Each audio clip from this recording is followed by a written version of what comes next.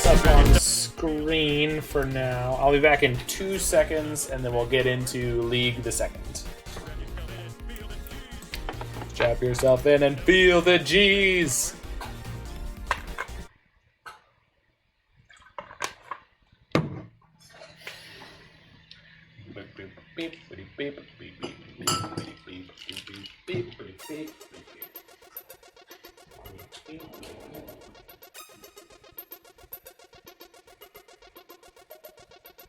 Alright, here's the 411, folks. Say some gangsta is dissing your fly girl. You just give him one of these.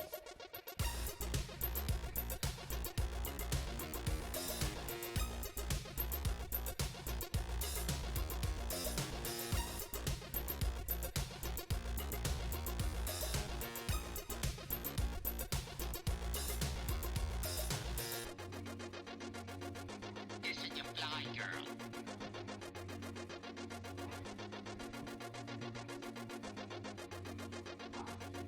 Dissing your fly girl.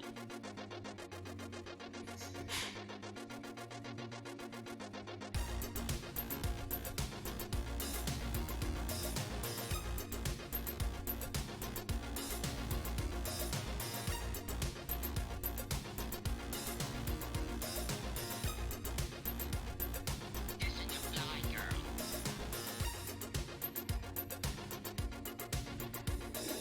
Dissing your fly girl.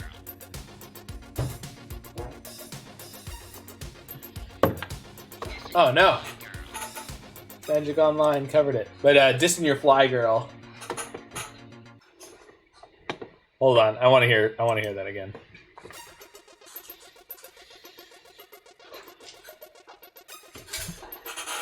Funk dancing for self-defense. Love this joke. 411, folks. Say some gangsta is dissing your fly girl. You just Give him one of these.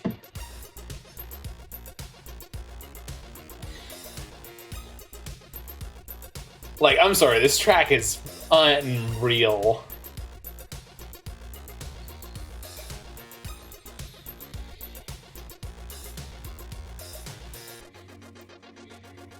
Dissing your fly girl.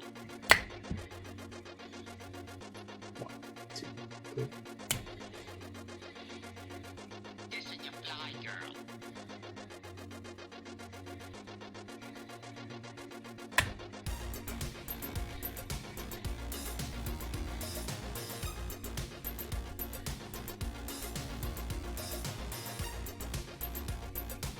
Look at him go. Jesus Christ, Dancing Mo is just... Actually, that's a really good place to grab a Simpsons magic meme with Mo doing the backflip and whipping out like Veil of Summer. Dissing your fly girl.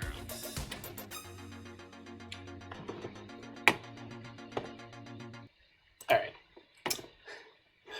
Apologies for that. I'm just having a time with this music right now. Oh, life is beautiful. Life is a beautiful thing.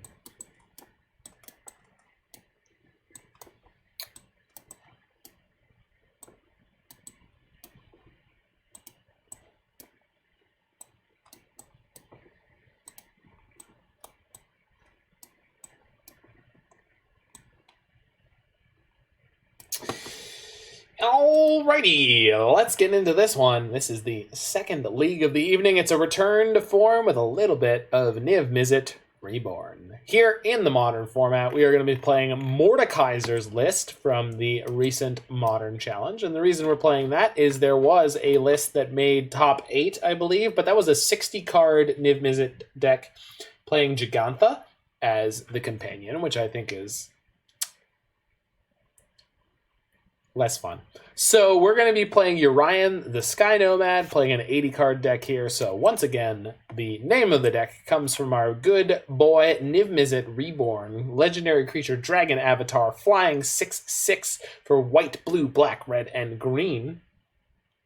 When Niv-Mizzet Reborn enters the battlefield, reveal the top 10 cards of your library for each color pair. Choose a card that's exactly those colors from among them.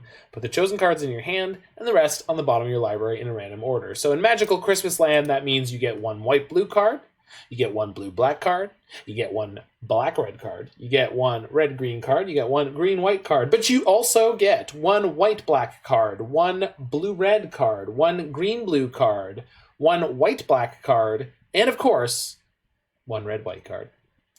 So you could draw literally 10 cards off this. Now, we're not likely to do that, but we are going to increase the chances of us drawing a number of cards by playing a high density of specifically 2-colored gold spells. And you can see that as you look at our deck list. We've got Lightning Helix, Glittering Wish, Wrenn and Six, Assassin's Trophy, Abrupt Decay, Spell Queller, Teferi, Time Raveler, Kaya, Orzhov, Usurper, Kaya's Guile, Oath of Kaya, Ashiok, Dream Render, Lutri the Spellchaser, Kolaghan's Command, Uro, Titan of Nature's Wrath, Supreme Verdict, Huntmaster of the Fells, and Bring to Light. Bring to Light, of course, also functioning in the dual role of having the CMC of 3 green-blue. It's a sorcery. It says Converge. Search your library for a creature, instant or sorcery, with converted mana cost less than or equal to the number of colors spent to cast this spell. Exile that card. Shuffle your library. You may cast that card without paying its mana cost. So you can use Bring to Light to cast Niv-Mizzet Reborn. So essentially, we have 7 copies of Niv-Mizzet Reborn in our 80-card deck list, but we're not done yet because Bring to Light also functions as a tutor for other creatures, instants, or sorceries. So we can use it to fetch things like Uro. I believe we can fetch Lutri the Spellchaser to copy Bring to Light and then fetch again, which is kind of interesting. We have Huntmaster of the Fells as a one-of. We have Supreme Verdict as a one-of. We've got Kolaghan's Command as a one-of. So we have a number of sort of tutor targets that allow us to have a toolbox sort of effect in our deck. And on top of that, we have Glittering Wish. We have 2 copies of Glittering Wish, which allows us to wish for a gold card from our sideboard. So we have a number of one-ofs in the sideboard here. We have another Ashiok. We have Unmoored Ego, Kaya's Guile, Assault Battery, the 4th copy of Niv-Mizzet, Deafening Clarion, Assassin's Trophy, and Kolaghan's Command. So we have a number of interesting cards that we can get with that. We can also sideboard in Boil. Bring to Light allows us to cast Boil from our deck, and Teferi allows us to do that instant speed. We've got Mystical Disputes and Veil of Summers for our actual sideboard cards, as well as extra copies of Kaya's Guiles if we need them. This has been one of my absolute favorite modern archetypes since I started playing it in December when I came back from my last cruise ship contract. So we're going to boot this up in a league and see if we can't do it some justice here. Roy, are you impressed with my reading comprehension on the gold cards in our deck list? I know I was.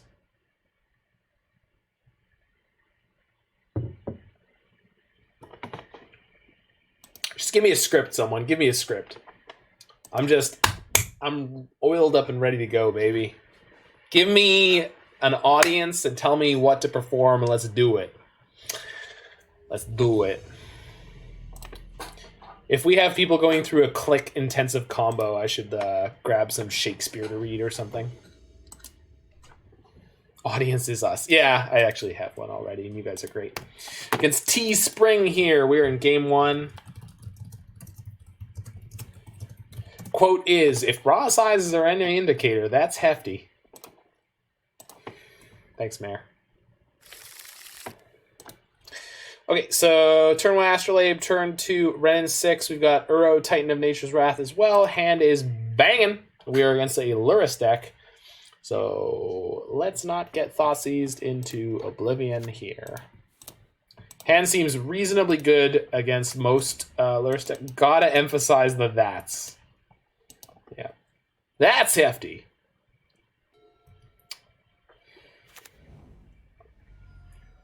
Commenting on the clout of Curse Catcher.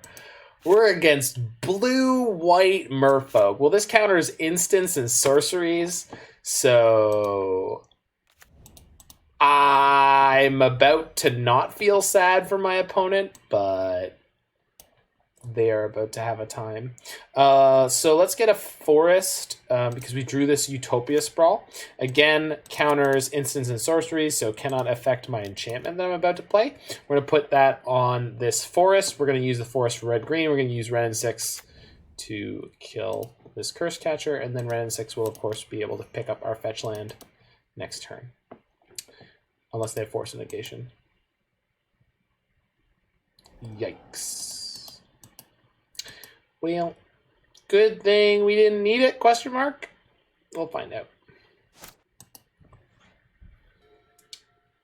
Wrenn and Six was a 2-for-1 instead of an 8-for-1, so, you know. Not exactly. Yikes! Okay.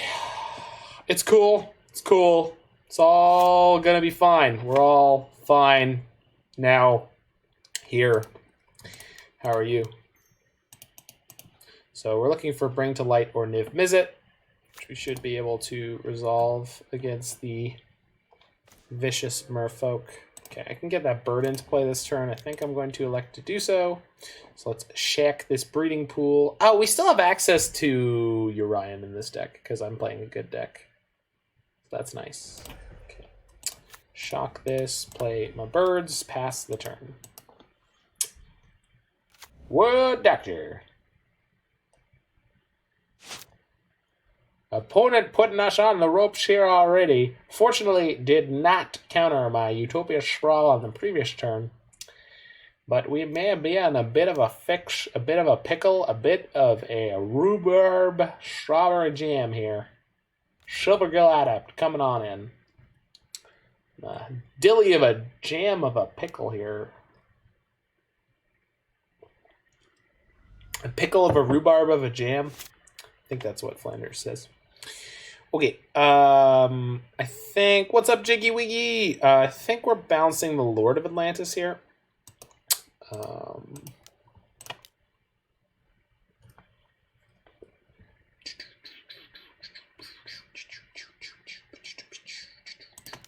And then we have enough mana to Assassin's Trophy through the Curse Catcher next turn. We'll see if they choose to go all in on my Teferi. Likely not. And then with Teferi, the trophy, and that fetch land in the graveyard, we're only one card away from recasting Udo. Merfolk is truly evil. I don't know about that. I mean, they're so fair, right? Like, how can you be mad at these sweet little fishy boys?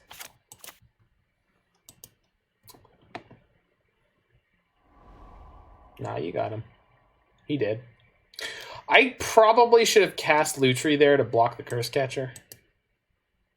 I definitely should have cast Lutri there to block the Curse Catcher. Always mad at the little fishy boys. Yeah, I mean...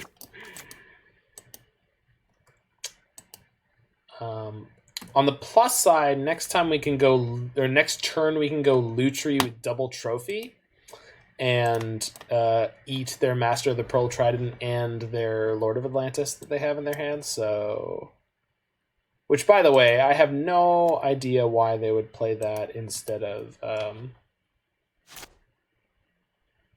Lord of Atlantis. So I have 1, 2, 3, 4, 5, 6, 7, 8 mana. I can move the Utopia Sprawl. So we could cast Yorion for 4, essentially. Draw a card.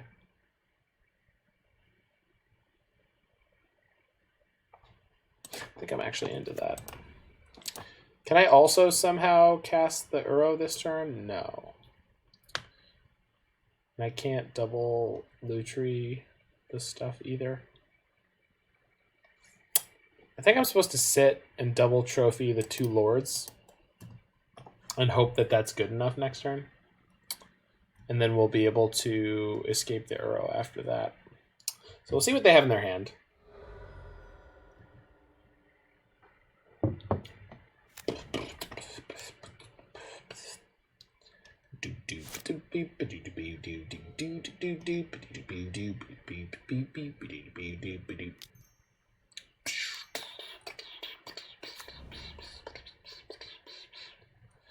Okay, attack. Do it. I want you to do it. I want you to do it. I want you to do it. Red becomes black.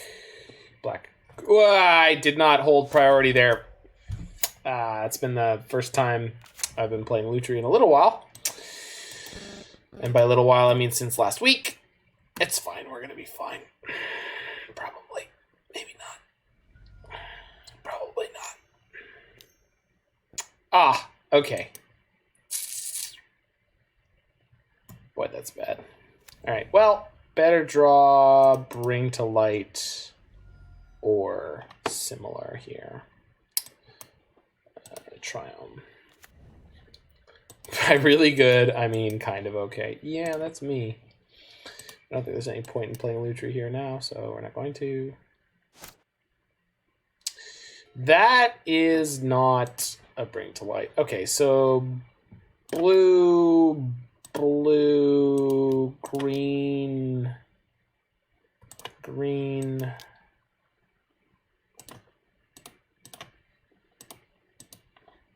I don't know what I can draw here that gets me out of the situation, but we're going to try.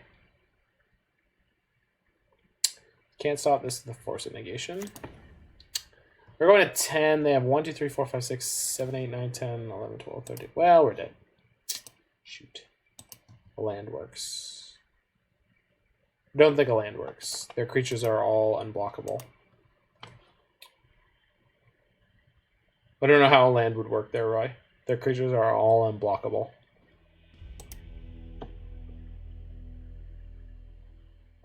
Okay. So we're bringing in Mystical Disputes and Boil. 12 damage, we go up to 13. Oh, if I... Wait, what? Wasn't I at 10 there?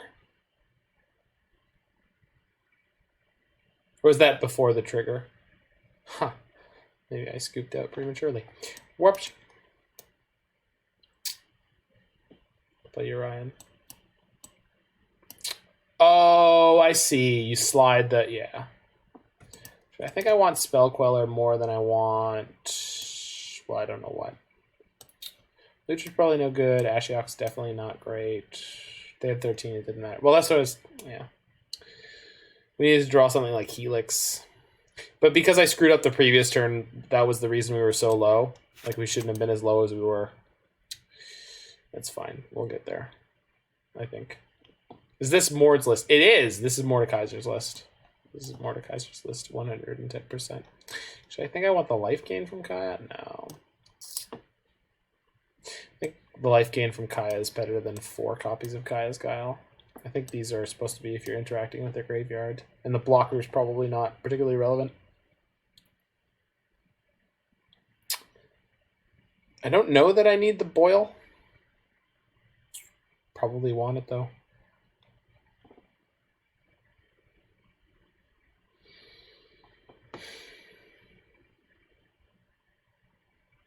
The way that draw worked out was just a little awkward. I think Teferi is very likely to die very quickly, so let's just take one of those out. One Teferi for 1 Boil seems fine.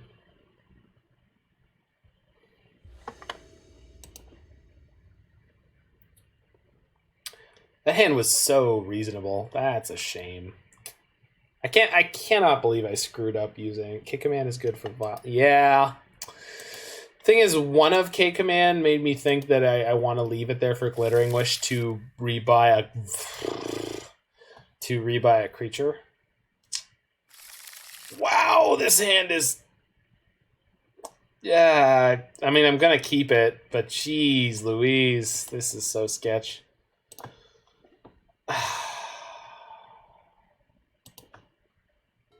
Just don't want to go lower. Okay, we're gonna fetch Stomping Grounds and then set my Sprawl on white. Breeding Pools. No, I can't get Breeding Pool. Stomping Grounds are... Oh, Temple Garden. Yeah, Temple Garden and set the Sprawl on red. Because this means I can cast both Helix and Wrenn and Six if I top deck a Wrenn and Six. Okay. Good luck, me. No turn 1 Curse Catcher. No turn 1 Curse Catcher. Don't do me dirty. Because we are super screwed if you just... Of course. Okay, well. It was nice when my Mystical Dispute had text. That was a good world to live in. I think I'm putting this on blue? No, black for sure. Black for sure. Given our hand, are we playing around Spreading Seas? Hell no. Are you kidding me? We have literally no ability to play around Spreading Seas. Unless I put that on blue and then hold up mana next turn. No, we're not. We can't. If this is Spreading Seas right now, I'm going to scoop the match. We made it.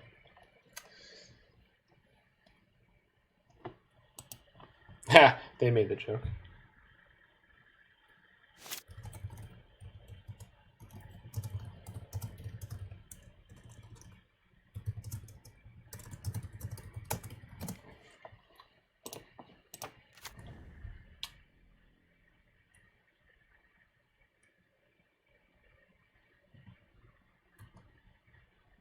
So, I don't. Okay, so we'll just use this now.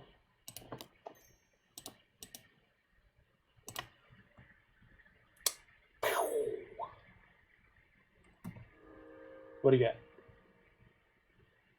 Curse Catcher. Yep. Nope.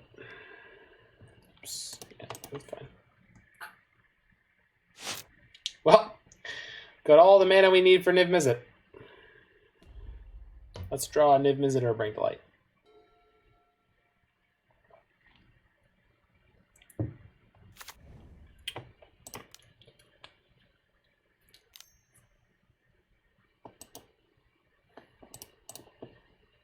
Why can't Niv be our companion? Asking the real questions. My boy Roy. Roy the boy Passarathan and Athen. Asking the real questions. Maybe that's going to be the companion announcement, is that, you know what? Companions are a little unbalanced right now because not everyone gets to play one. So the companion announcement is going to be that you can just choose any creature you want, and it can be your companion, and you can choose any companion condition clause that you want for it. And that's going to be the new magic. That's going to be where we live now.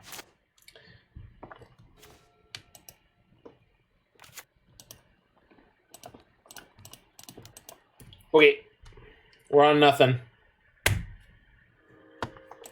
Have at me. 69 cards in my deck. Niv-Mizzet Waiting Room, baby. Sounds sick, right? Niv-Mizzet Reborn is retroactively given the condition each non-land permanent in your deck must be multicolored. Niv-Mizzet Parun is given the condition each non-land permanent in your deck must be an instant or sorcery, and so on and so forth. Well, yikes. Blue, green, and I guess I'll float the black because, yeah, there's no reason not to, basically. All right, opponent. I have gained 9 life this game.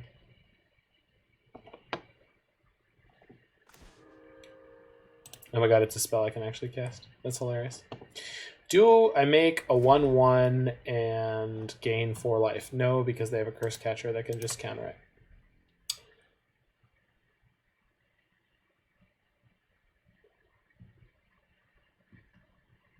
There's 6 mana, so it's entirely possible that we get to entwine this next turn. Silvergill Adept, of course.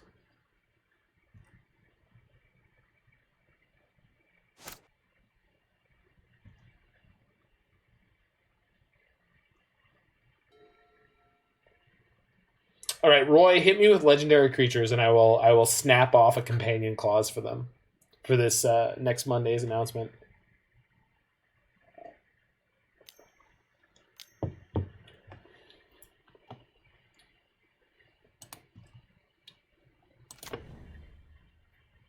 Zozu the Punisher.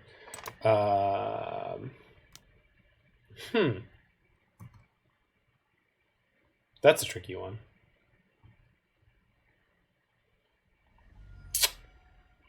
How do I encourage you to build a deck that Zozu the Punisher encourages you to build?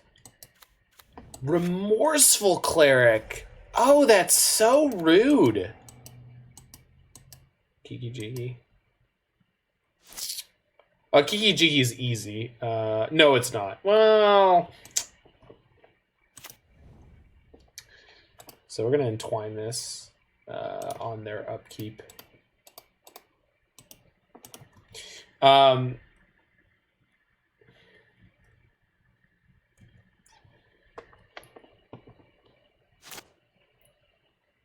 So with Kiki Jiki, I want it to be each creature in your deck has a triggered ability that triggers when it enters the battlefield, which is obviously not super like text savvy. Like that's not how they write that, but goodness gracious, we're just crushed here, huh? Yeah. Okay. So Niv-Mizzet dies to what Niv-Mizzet has always died to, which is decks that have interaction and a quick clock. Stack-based interaction. We're not dead yet, but we're going to be in very short order. Zozu the Punisher, I have no idea how you can create a companion condition for that card. Jeez, they have another Lord? Come on, man. Okay, good. Still. Yikes. Alright, well. They're down to one card in hand? Maybe? 1, 2, 3, 4, 5, 6, 7. So we're super duper dead unless we draw something.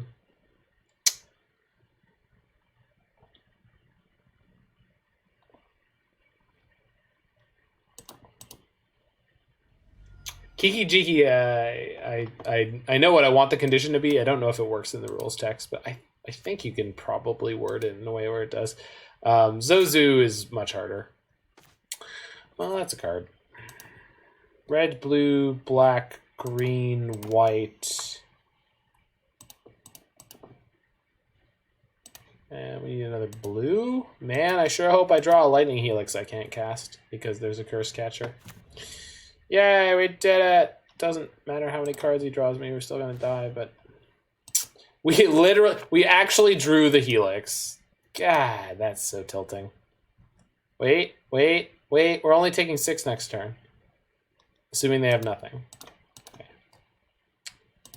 Well, maybe we get to live here. They Curse Catcher this, but they can only swing for 6 next turn, in theory. So maybe we get to claw our way back into this game. Thalia, Guardian of Thraben. Each creature in your deck must... no, it would just be you can't play non-creature spells in your deck. Easy peasy.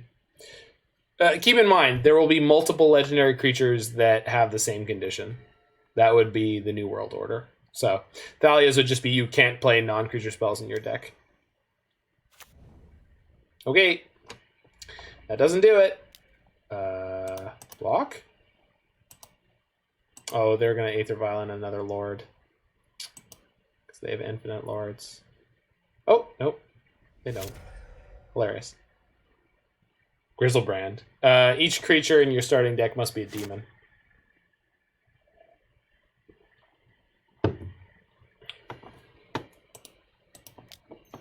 It's a fun game. Keep them coming. Keep them coming. Keep them coming. Hit me. Hit me. Are we clawing our way back into this game? That's the real question.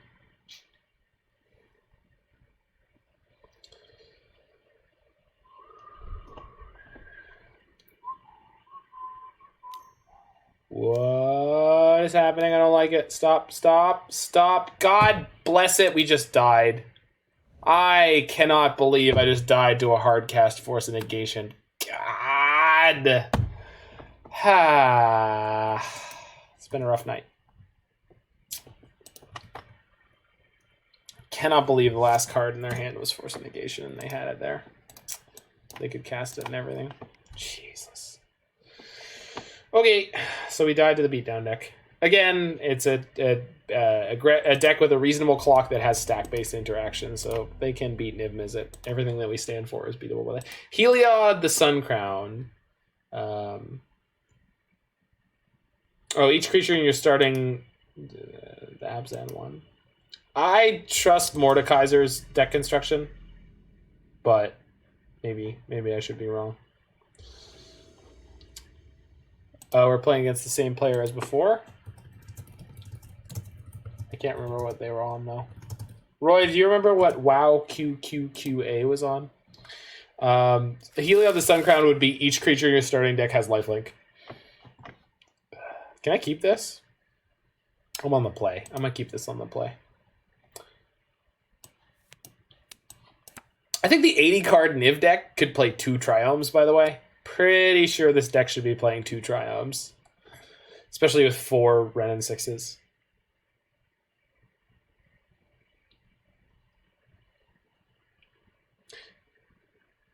Yeah. This might be the person who's on Neo brand. If so, we might have an issue. Well, we're going to find out real quick, I guess.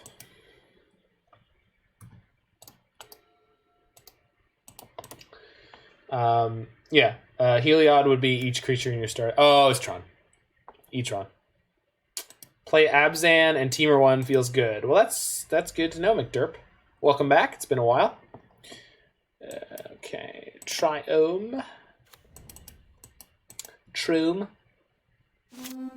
Whoa, we got Dunlap raiding with a party of 3. You can run. It's a party of 3. What is up, Dunlap and co? Thanks for joining in. Playing a little bit of 5-color Niv here. We are against my E-Tron opponent from earlier. Looks like they're casting Chalice on 1. We don't have too much in our deck that hits, and I can't interact with it anyway, so we're definitely letting that resolve. They don't have turn 3 Tron, so we're just going to jam along here and hopefully be okay. Niv historically has like a tricky-ish matchup. Okay, so we're bottoming both of these. Can have a tricky matchup against E-Tron. They can definitely just get you good. Yikes. But that said, we're in okay shape here. Oh, maybe I should have shocked the Temple Garden so I have access to Lightning Helix. The most likely thing for me to play this turn is Spell Queller, but disagree. No, E-Tron matchup is great. I have heard from the Faithless Brewers, who I kind of trust as the authorities on Niv-Mizzet, that the E-Tron matchup was like a coin toss. Ballista.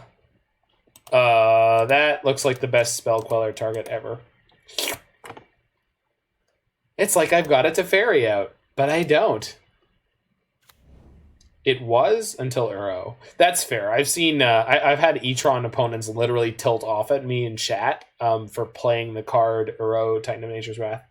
Hope you have a good stream. We had an okay one. Def some good games. I had a horrible day playing on Sunday where I went 2-13. I wasn't streaming it. I just was playing on my own. Tonight started off not great on the 4-color Saheeli deck. Those decks never perform particularly well for me, but I'm happy to be back on Niv-Mizzet. We got beat up by Merfolk in the first round, but this one's looking pretty all right. Again, should have shocked the Temple Garden because I can't cast this Helix right now. We do have Niv and BTL here. Karn. Karn is fine. What you getting, Karn? What y'all getting, Karn? Yeah, because I'd be able to Helix this now. So, just playing super loose tonight. Torpor Orb. Well, better play my Niv-Mizzet now. Pillar is fine. Yeah. Yeah, I think we're just snapping off this Niv-Mizzet now. If they go get Bridge next turn, we have blue, black, red, green, and white. If they get Bridge next turn, we've got Bring to Light, which can beat that. So we'll get Oath of Kaya, we'll get Lutri, we'll get Holy Jumping. We're going to EOT discard this Utopia Sprawl, which does not get through their Chalice. So your move, opponent. I've got a large and mighty dragon.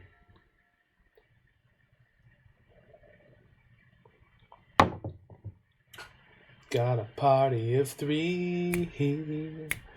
We got a party of three. I do not remember what Party of Three sounds like, but I know it's a Ninja Sex Party song.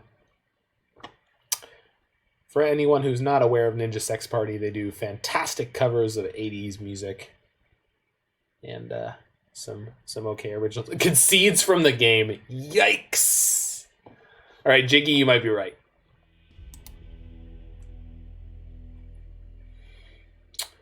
Do I have sideboard cards for this matchup? Yeah, I think the Kaya's Guiles are fine here. Huntmaster seems medium minus. And so does Ashiok, yeah. I think I'm happy to have the KCOM in the sideboard.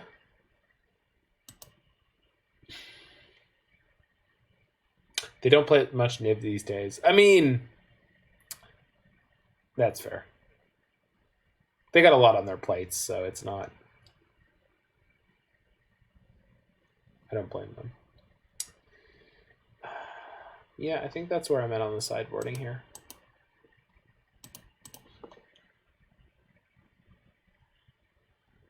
Oh yeah. I'm just commenting. But I do believe that when they were saying Etron was a bad matchup, which again is probably 4 or 5 months ago, it was probably true at the time. Okie dokie. Here's my noodle. Splat. Turn 1 Sprawl, turn 2 Uro, turn 3 Niv-Mizzet. I don't know, Jig. How do you feel? Is this good? Should I keep this one? I could throw it back. Just shuffle that in. Coin flip. Yeah, I mean, it's like if they start slamming you with Thought-Knot Seers, depending on what your hand is, it can be hard eyes. Yeah, that's pretty much the feeling here. So we've got black, blue, pillar. So we don't have red or green. No, we do have green. We don't have red or white here. So I'm going to go forest and then sprawl on red as I usually do. The Wet Dream of Hands. I mean, this is close to it. This was one of the things that when Uro first came out, I was like, wait a minute. If we play a Utopia Sprawl into an Uro, that's a turn 3 Niv-Mizzet. Where before, the turn 3 Niv-Mizzet involved drawing 2 Sprawls. So it was kind of like, come on. What, you living in magical Christmas land over there? Come on, what kind of dude do you take me for over here? You're going to be drawing this. What the... Okay, they're going to have turn 3 Tron. They decided not to... what? Okay, so my opponent's going to have turn 3 Tron. And we're going to have turn 3 Niv. So the question is, how good is their turn 3 Tron? If they have Karn, they'll actually really wreck us here. Because they'll be able to turn off my Utopia Sprawl with their Liquid Metal Coating. So our busted ass turn 3 hand actually might not be good enough against their Tron. So let's see.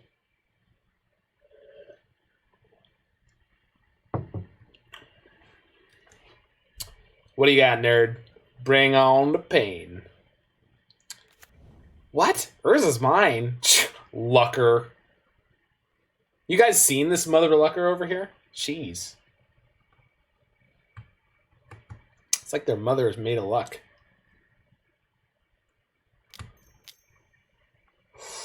Yikes. Okay. Kill my Sprawl? You monster! What is wrong with you? Well, that sucks. Okay, so red source and pass the turn full of sadness. Turns out the Wet Dream of Hands isn't good enough on the draw. Now, Roy. Oh my god. Okay. If they dismantle my game any more than this, I'm gonna be pretty upset.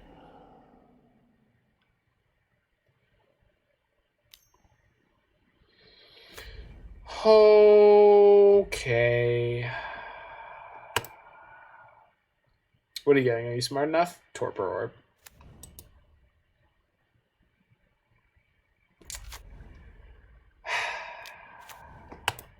Yikes.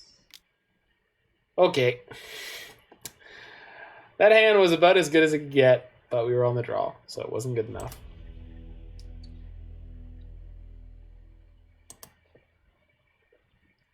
Yikes.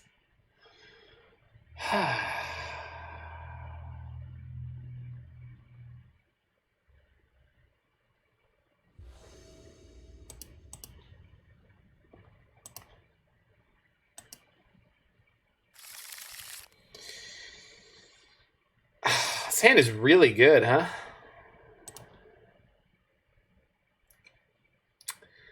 It's turn 2 Wrenn and Six, turn 3 Uro.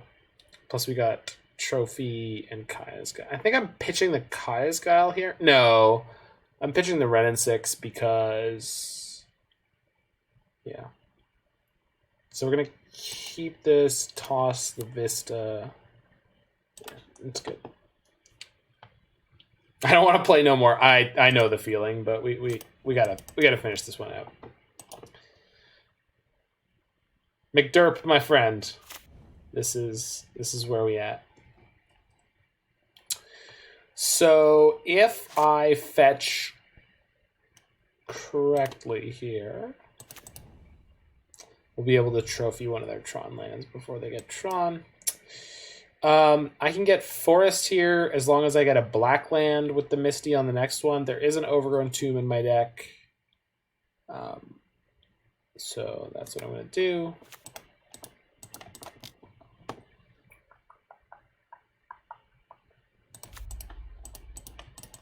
Skadoosh. All right.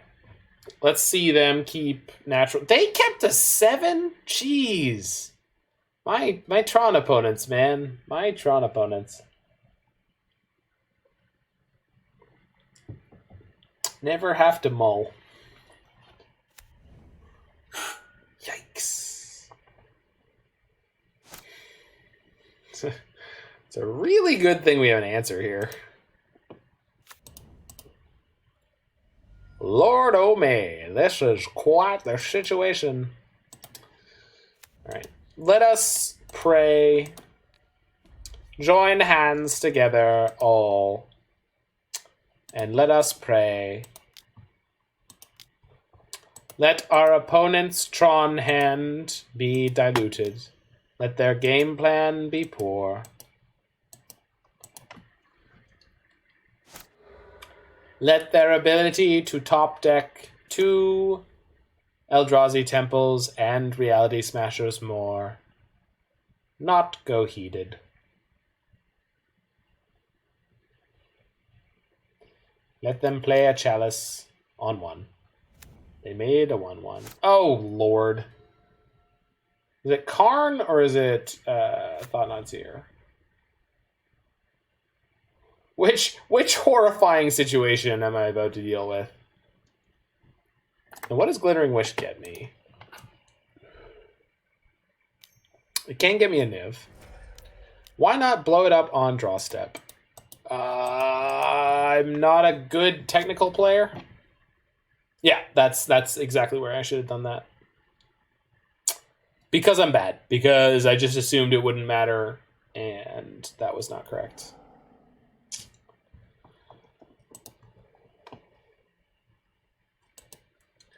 We can Uro into Niv this turn, which ain't not bad.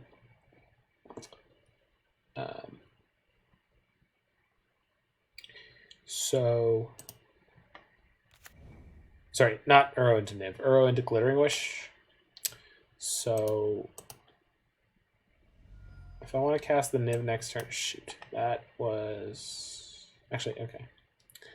So this is green, and then I can play the Heath to get the basic, one of the basic planes. Yeah, okay.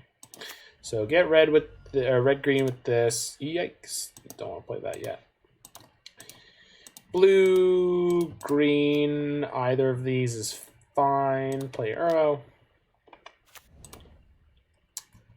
Draw. Play Heath. We'll land. Get planes.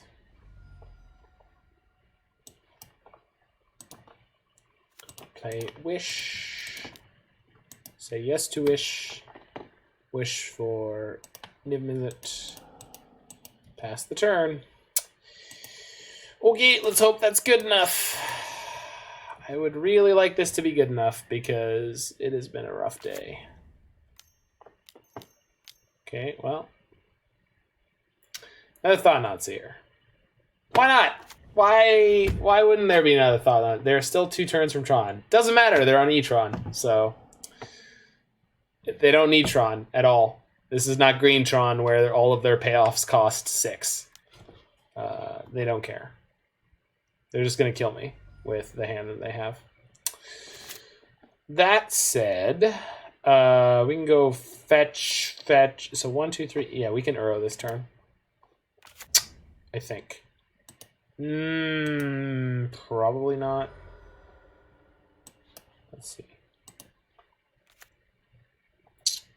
So blue 1, green, green, blue. If this can get a blue, which I don't think that it can. They can't kill me next turn. Yeah, baby. We're going. We're going. We're trying to get there. Picking up lands with Wrenn and Six to feed Uro. I have just enough, assuming that green, green, blue, blue. Okay, cool. We got there. Grabs reading pool. It do. I've played enough different Niv-Mizzet decks that I don't assume that it's possible for me to get the source I need, but this one seems, at least in terms of the colors, pretty well built.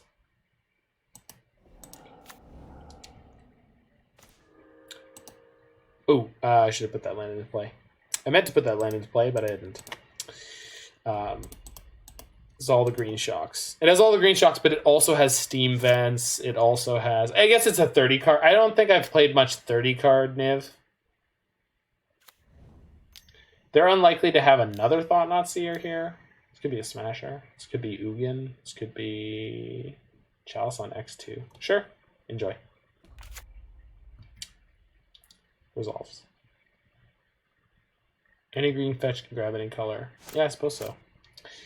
So if I attack with the Uro, I get to draw a card. They'll block with a Thought-Knot. Sorry, they'll block with both Thought-Knots. I'll kill one. And then, all right. So I probably want to hold on to a land. Okay, let's play this first. Playing that first means I have to fetch a whites. I tapped the wrong land for that. That's fine.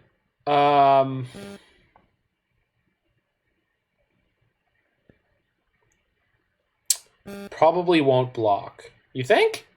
If they don't block, I'm going to verdict them, which is going to be great.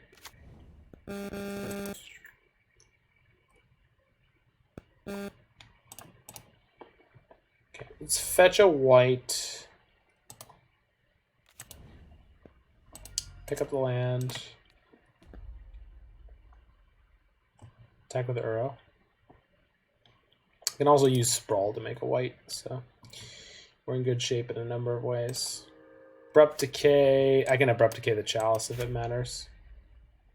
No blocks. Jiggy with the call. Can I book you for parties? Swing then Niv. You don't want a BTL here? Wouldn't you rather bring to light here?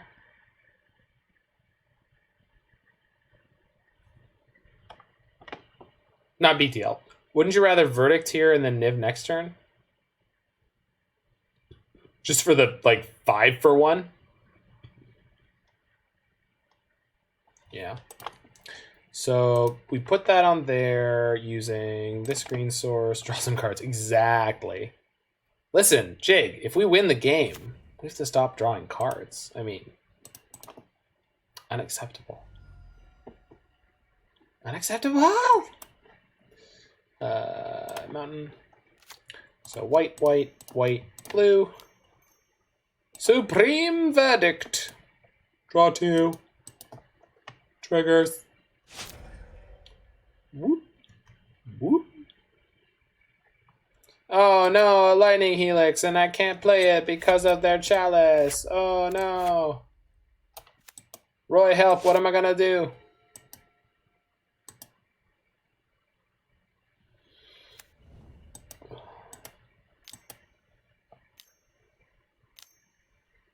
Oh god. Eugene. That's gonna kill my Wrenn and Six, but that's fine. Would have just casted Wrenn into...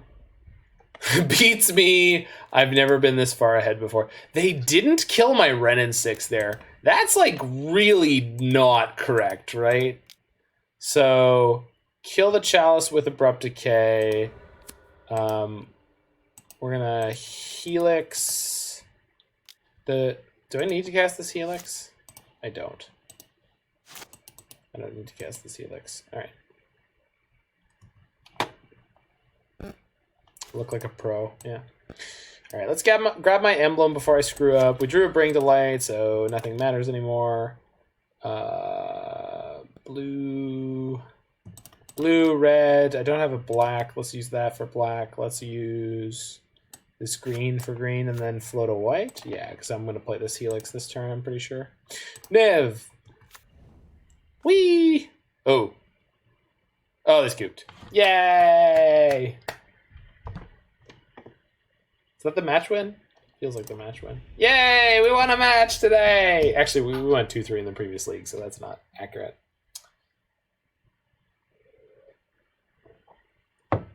And 80% of the cases with this deck, turning the corner just puts you so far ahead that nothing else matters. It does feel like that. I played this in paper before it was well known. And people had no idea how far behind they were. I love the sort of pomp and circumstance of resolving a Niv-Mizzet in paper. Okay, we were against our opponent Reddist, and Reddist managed to beat me on the good luck, have fun initiative. So that's less than great. I don't think I can keep a one-lander in the dark against a no companion deck. It's tempting because there's 2 Utopia Sprawls.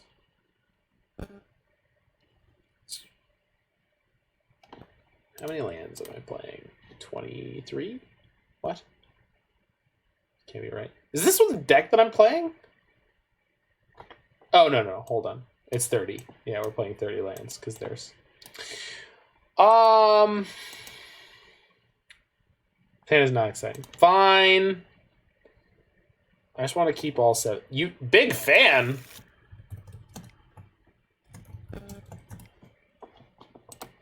My opponent's a fan. I don't know what to do. Okay, we're gonna keep this and bottom this Bring to Light.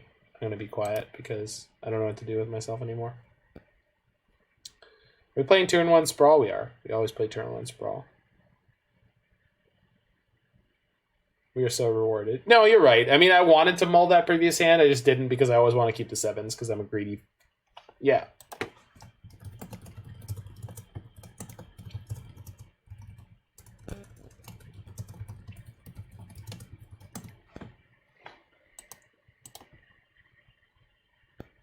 Throw something at them because they're a fan.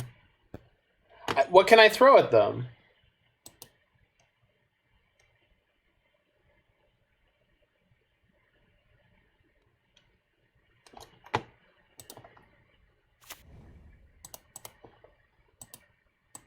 I mean, Yorion didn't actually affect any of the cards in my previous hand, right?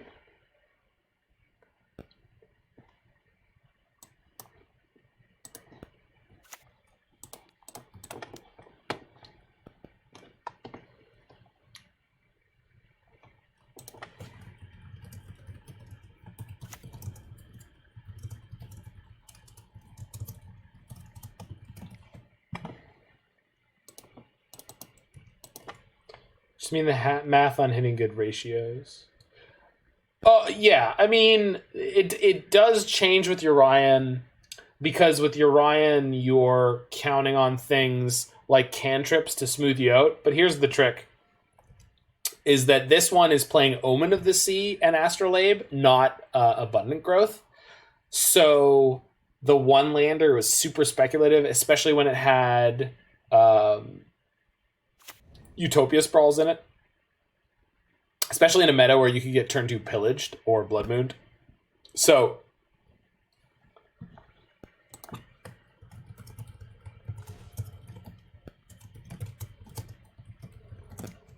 man, there's so much E-Tron out recently. It is nuts. Do I want a basic plains? It doesn't matter because I'm about to have an Astrolabe in play.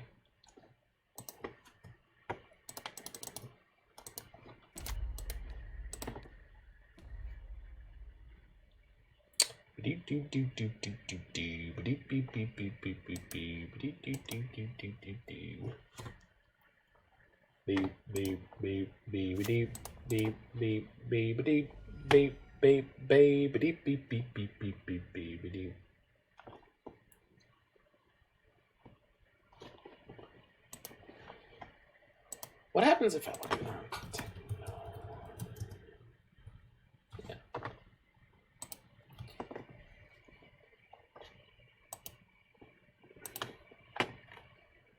Buy it, use it, break it, fix it, trash it, change it, mail, upgrade it. What?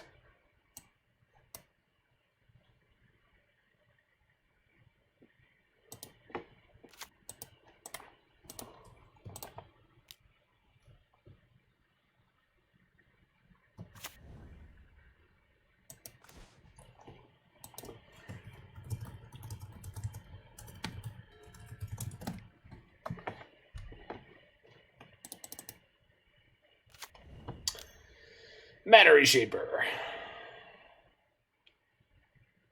Chalice X1. Sure. I am very tilted by seeing the Technologic lyrics on. Are they watching the stream? I doubt it. There is a way to see who's in the stream. Is it? Yeah, users in chat. So if I look for users in chat, we could look for someone named Reddist or similar, and they're not here. So I don't think so.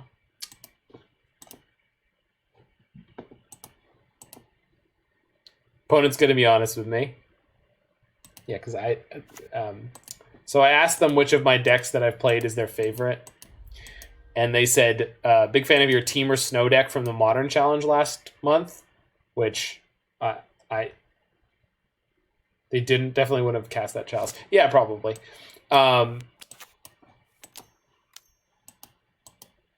Is this? Yeah, of course it is.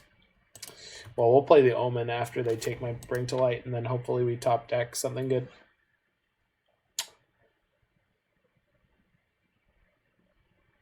We do have Yorion next turn. Yorion kind of blanks their Thought-Knot Seer, as well as draws us a card off the Astrolabe, as well as flickers the Omen of the Sea, so that's pretty good. But yeah, they mentioned me playing Teamer Snow in the Modern Challenge last month. Maybe it was the Modern Challenge Teamer Snow list that I played. That's entirely possible. I don't remember every deck that I've played at this point. Bottom. Yikes. Okay, so we're probably just playing Yorion this turn. Definitely just playing Yorion this turn. Let's go get a mountain, I guess. Would that I could get a swamp, but I cannot, which is fine.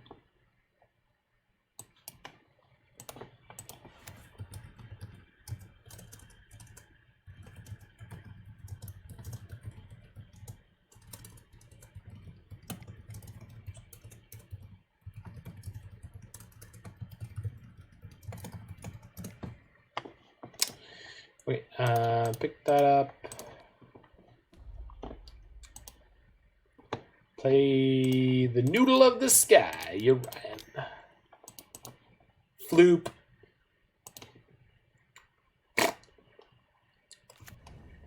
Okay. Do I want to slide my Sprawl? I do. And the reason that I want to slide my Sprawl is so that I can set it on black. You gotta set it on black, baby. Set it on black. Do. do do do do do do do do boo boo boo boo boo boo boo boo boo. So it's Omen first, Spell Queller, Windswept Heath. I want Spell Queller against E-Tron? Not really. I'm in the business of trying something a little bit better than that, I think.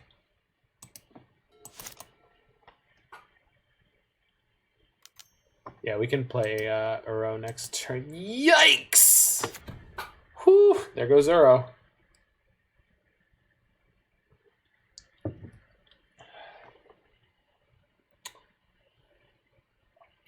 Question is, do I want to Omen of the Sea during my upkeep? Kind of. What's the best 3 CMC spell I can draw? Probably another Uro. But do I want another Uro? Kind of. Rabble, rabble, rabble, rabble, rabble, rabble, rabble. For anyone wondering, if you are reading the chat transcription as I'm playing here, I do celebrate a day called Honesty Day. I think it's in March. It's on my calendar. Want the Uro, all the Uro versus this deck, yeah. I'm not sure if I want to Omen during my upkeep. I think I do. We can always just play Kaya and exile their Chalice. So sort of the worst possible situation for this. Yo! I'm gonna take that one. Wait. That just means I can't fetch, which is fine. Which is fine with me. Turn the black into green. Play this guy, do that ting.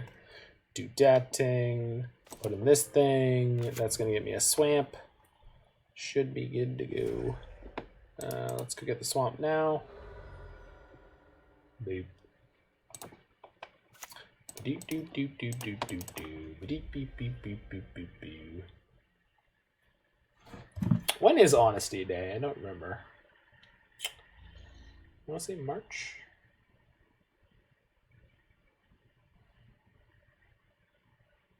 It's March 9th. March 9th is Honesty Day.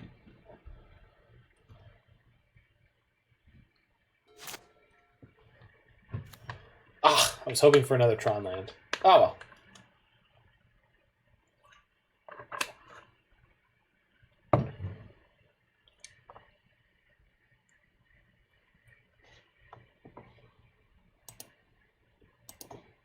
All right, nerd, what do you got? What do you got? More Thought-Knot Seers? I would hate that. Legitimately. Seriously, don't do it. Does that literally mean what it says? For me, it just celebrates or sort of emphasizes the practice of honesty. Sort of like Thanksgiving. Like, you should never not be giving thanks, right? But there's a holiday that we have. And, like, obviously there's a historical background for it. And same with My Little Holiday. And the point is just to emphasize that very human thing of being honest. And the difference between that and not, I guess.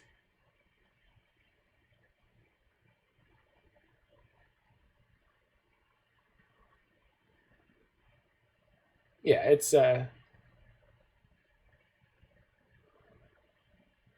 WYSIWYG or as written on the tin or whatever the nomenclature of the day is.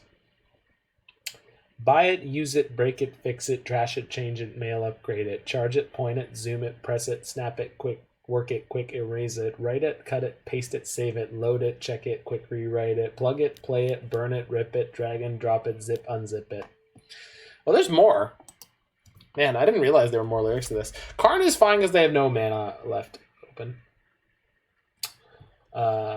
Plug it, play it, burn it, rip it, drag and drop it, zip, unzip it, lock it, fill it, curl it, find it, view it, code it, jam, unlock it, surf it, scroll it, pose it, cut it, cost it, crack it, Twitch, update it. Holy crap. Name it, read it, tune it, point it, scan it, send it, fax, rename it. Woof. I had a pretty good flow going there for a second. Great song. Sadly, people need the easy life lessons like that. No, it's not a real holiday, Roy. It's for me. It's my own holiday that I made up for my own life circumstances. And I think people do need life lessons like that. I don't think there's anything wrong with admitting that each of us has some kind of flaw along the way, and there's nothing wrong with. Whoa! I ended up in combat. Actually, I kind of want to kill this Karn. I wish I had cast my Niv-Mizzet before doing so, but let's just kill this Karn. Okay, so I wasn't paying attention, just talking about a thing. That's how holidays start. Yeah, pretty much. Okay. But yeah, Roy, it's not anything anyone other than me celebrates, as far as I know. But it could be. Maybe someday. Okay, so black, green, blue, white, red. Niv-Mizzet Reborn. Skadoosh. Trigger. I would like a Teferi, yes, please. As well as all these other things. These are all great. There's a Chalice on 1. We've made our land drop for the turn. Yeah. Could play Uro, could play Teferi, could play Ashiok. Ashiok's not great here. Why is there an Ashiok still in my deck? That seems like a misplay. Do I Teferi and bounce one of their Thought-Knot Seers because the threat of them... I can't cast Teferi anyway, so it doesn't matter. Helix is not great. Kaya's not great. Ultimate the Wrenn, then cast a new one. Helix Ping. Oh, Helix Ping kills a Thought-Knot Seer. That's a good line. Thanks, bud. Yeah. It's actually where I want to be. Do, do, boo, boo, do, do, boo, boo, do, do.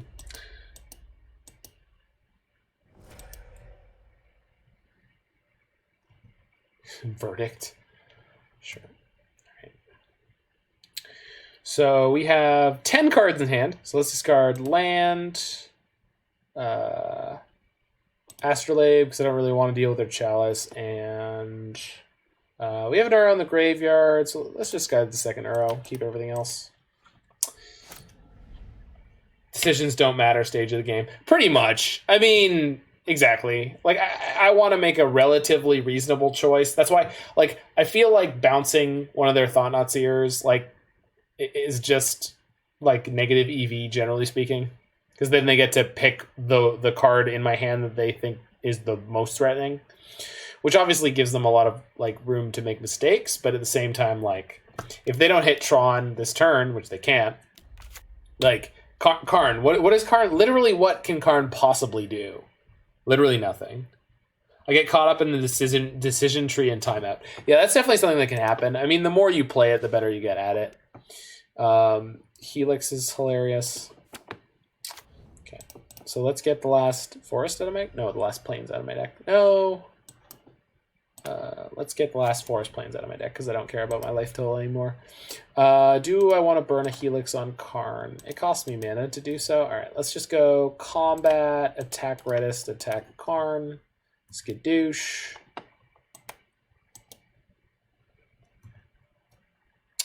Knock that bad boy down here. Play Teferi. Bounce Thought-Knot Seer, draw 2. Boop. Oh, wow. We drew Spell Queller? That's kind of gross. So I want to have enough mana up for Queller. Okay, they've conceded. We have a 2-turn clock. I agree. We just killed the TKS. Yeah, we could have done. I mean, again, we were at the point where it didn't really matter. All right, let us move on. Next game. Wait, was that game 1? No. Did they kill me in game 1? Holy crap, that might have been game 1. Interesting. Well, let's see if I can make some sideboarding changes. I was wondering why there was an Ashiok in my deck. I mean, we don't really need to... What, lol? I thought that was game 2 as well. No, I don't want to mill us, and I don't want to mill them. I swear that was game 2. I thought I won game 1. No, the Ashioks aren't... Sorry, I know you're on delay. No, the Ashioks aren't in there for any good reason.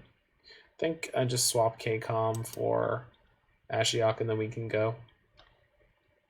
I don't think there's anything else I need to change. This main deck seems really well configured against what they're doing. Did I play against a different E-Tron opponent, or did this person actually kill me in a game? Because I don't... No, that was all game 1. Weird.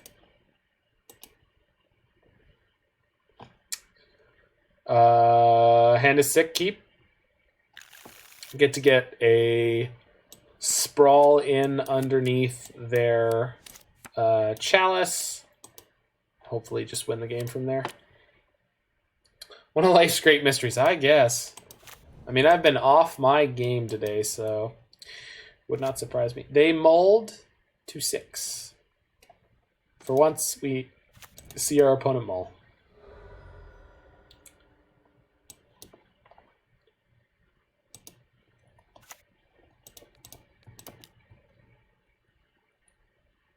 So if I put this on blue, I can cast Queller off of this plus planes, or Uro off of this. We do have the mountain in our hand if we want to cast Wrenn and Six, so seems like a good... Jeez, turn 3 Tron. Well, it's turn 3 Tron from E-Tron, which is less threatening. I think I do want the Spell Queller here, so we're going to get to go Spell Queller into Huntmaster. I think playing out the Wrenn and Six here would be cocky and greedy and doesn't accelerate me at all, so it's not worth doing. Whereas their plan this turn could be Karn into X or Thought-Knot Seer into X, so having the Queller here is relatively good. Yikes.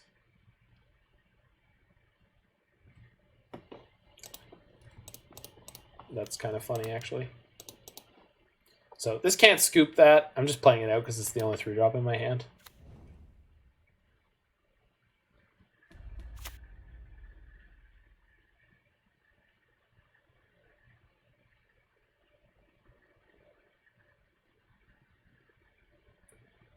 Do. Interesting. What are they really afraid of on 3? Uro? Is that it? I guess so. I mean, it does completely shut an Uro down, right? Like, until I deal with this, I can't cast either side of Uro, so, like, it's not... I don't object to that. Oh, I could have broken up their Tron there. I think I'm probably okay. Serious Eldrazi player PTSD, I guess. I have 9 mana here. 6. This is going to be Ugin. Eugene. Big Genie.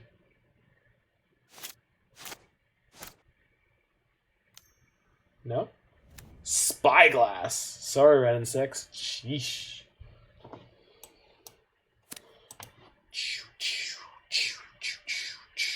Boop-a-doop boop. Opponent likes tanking, which is great because I get to keep reading the lyrics of Technologic. 4, 8.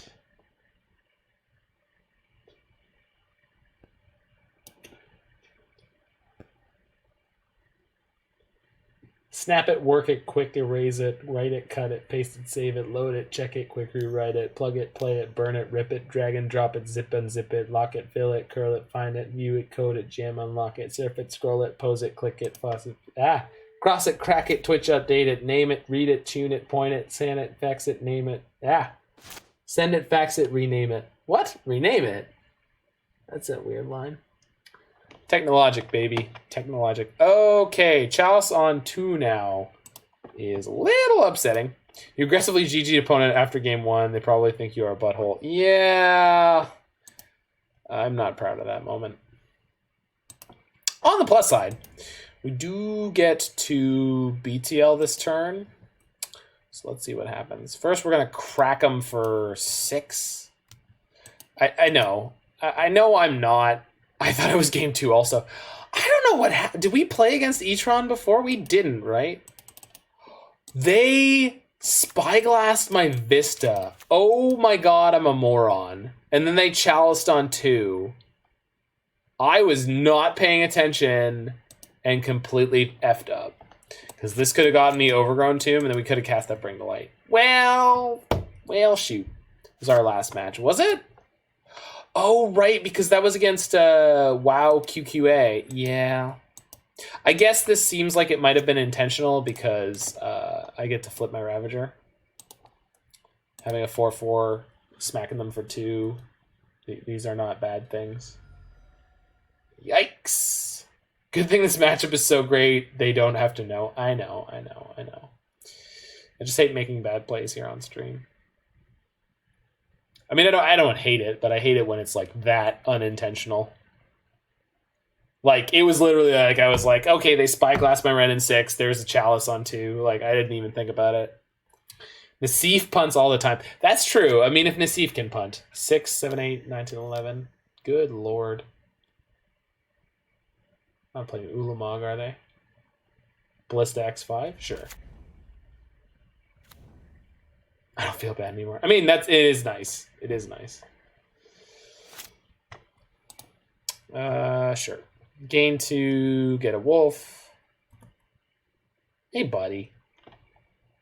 You're such a good boy. Okay. So I'd like another forest of any kind. Go on a basic. Yeah, probably. Am I just getting Niv? Am I cracking them for 4 and getting Niv? Cracking them for 2 and getting Niv? Do I want to destroy any of their chalices instead? No, well. So there's a chalice and a chalice. There's on 3 and 2. All right. Let's see if they'll kill my Spell Queller. I really doubt it. Yeah, I think we just get the Niv here, and Niv is going to draw us into all the gas we need for the future. Niv will hit the Decay? Yeah, he could. He could do. Well, Niv will hit the Decay or Niv will hit another Bring to Light. But the more important thing is Niv will hit so much gas that it doesn't matter what Niv hits because Niv hit all the gas. Okay, get black. Whee! Spin, 2, win! All right, everybody, it's everyone's favorite game. What does Niv-Mizzet Reborn draw for our hero? Cast it? Yeah, thanks, game. Whee! Niv 2, win! Okay, we hit another Bring to Light. So the Bring to Light will get the Abrupt Decay that we need. They do have 11 mana available, so they can crank that Walking Ballista twice if they draw 1 more mana source 3 times, which could be 8. Oh, they're killing my Huntmaster? That's fair. Huntmaster is reasonably threatening. They can crank this Ballista to 5 next turn, or if they draw 1 more mana source 6. Oh, they can use the Expedition map to get 1 more mana, so they can go up on mana with map by fetching a tower. So, is K-Com in our sideboard? I think it is not. But we can't cast it, Roy.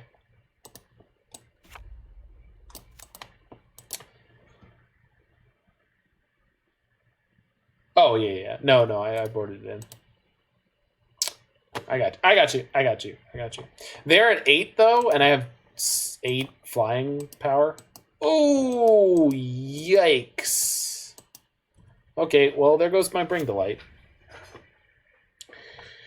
On the flip side, we crack them for 6 in the air at a minimum, because they can't deal with my Niv-Mizzet. And then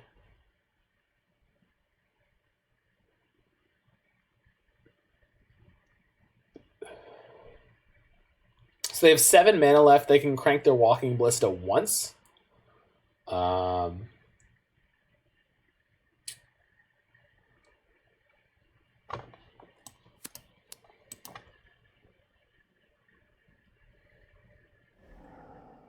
Yeah.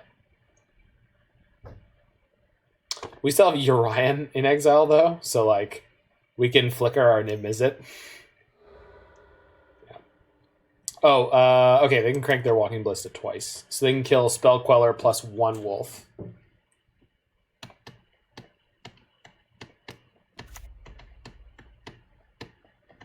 Blast Zone. It's a bold play. So they're trading Walking Ballista to stay alive. Okay, you can play this before I play anything else. So let's do it off of red in case I want to cast the Verdict, which I don't. I am here to flicker our Niv. We have to do it. Okay. Jiggy has voted. J-Bomb, you got it. Kick it. If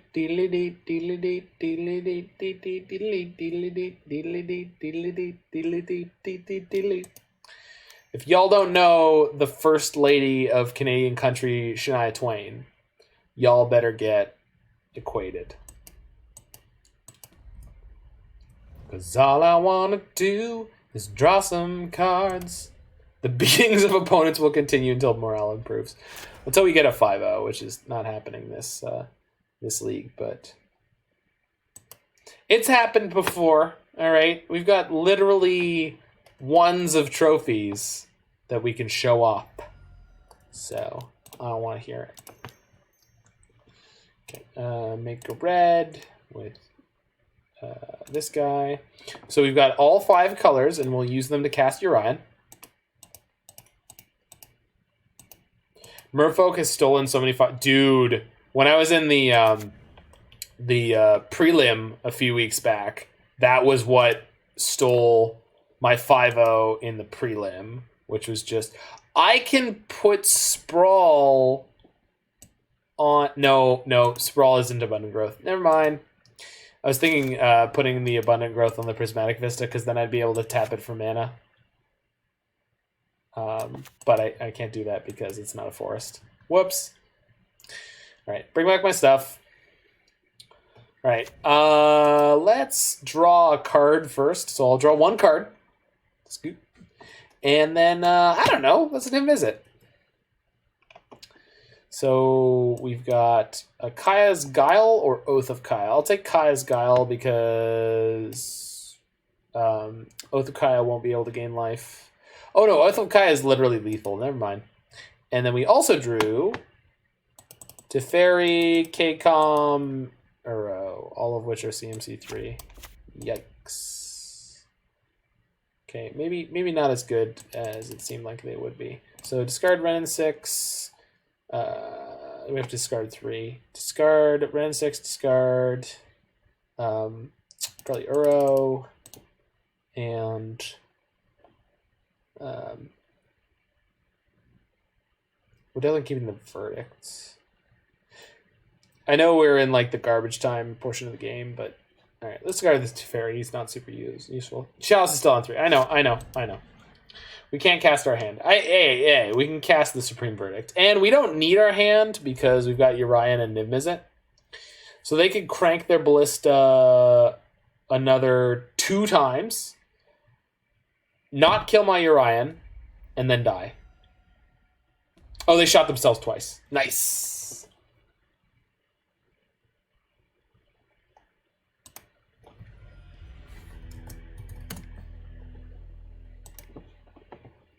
Got them. They did not punt. They 100% succeeded at the thing they were intending to do there, which was take themselves out of the game. The beatings were enough. All right, Jiggy, if we're done by 12:30, you want to strap yourself in for a turbo. Can you explain the premature GG to them? It's because no, I didn't. I should have. Jiggy, if we get done this league in the next 45 minutes, do you want to strap yourself in for some turbo Blood Moon? I want to try out Goblin Rabble Master. I have to peace out shortly. It's all good, friend. All good. We've all got priorities in our lives.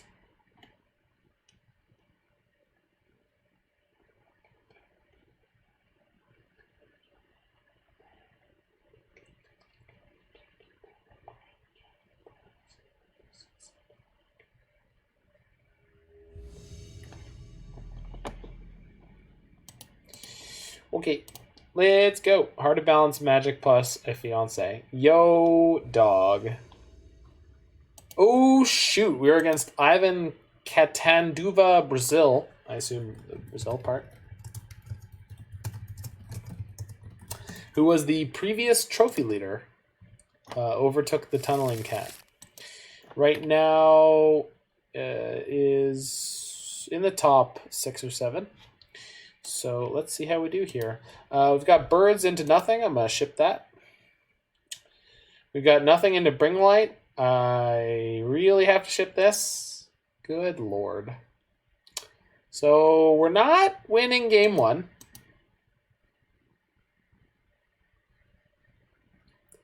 Yikes.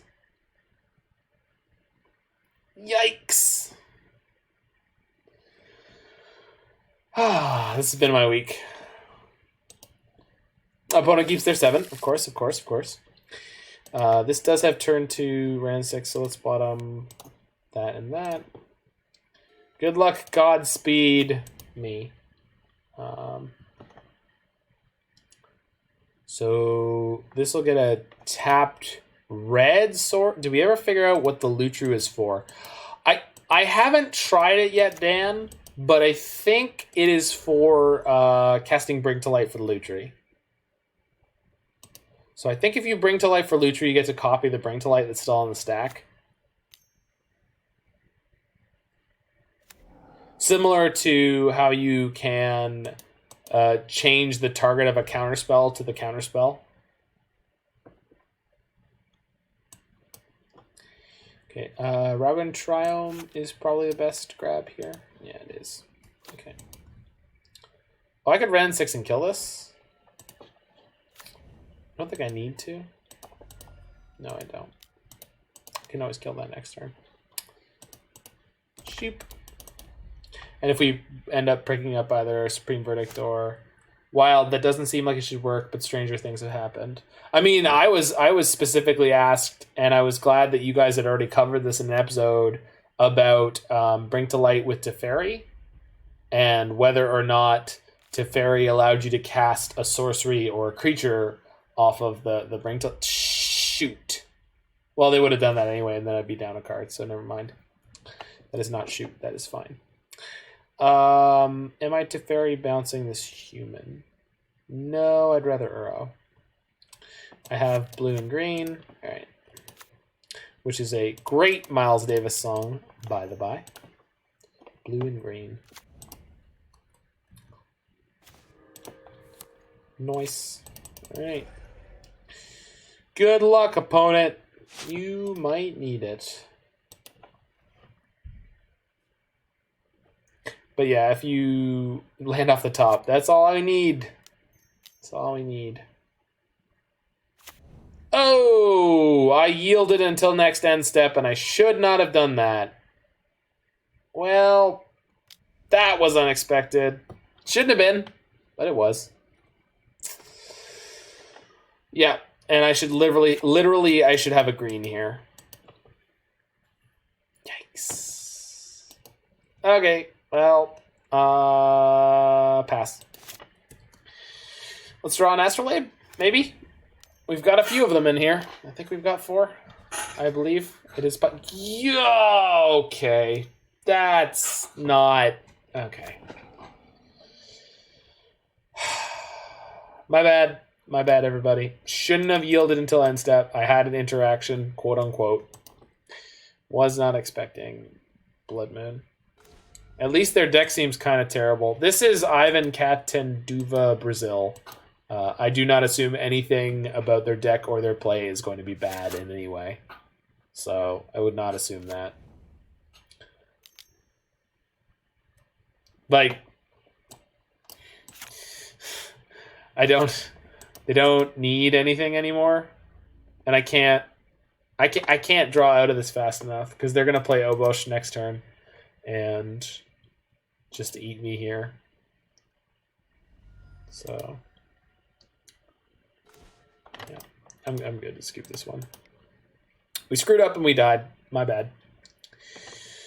Not that we had a huge chance there. Let's take a look at our sideboard, because we had Naya mana. If I had not screwed up, we would have had white, green, and red, which,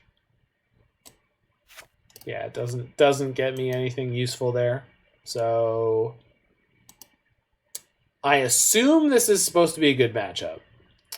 That's Lovestruck Beast is also awful versus us because we are so good at killing tokens. I mean, yes, but so Ashiok go out for Akaya's Guile, and I think we want to keep the trophy in the sideboard for Glittering Wish.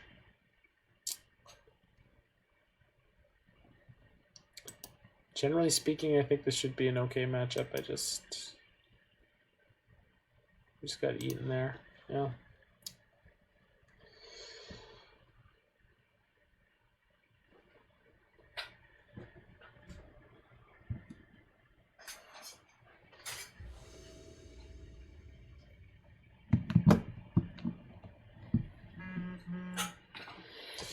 All right. Let's do it. Let's do it. Last time I played against Ivan, they commented in the chat. This time, not so much. So, wondering what up if they are as they should be.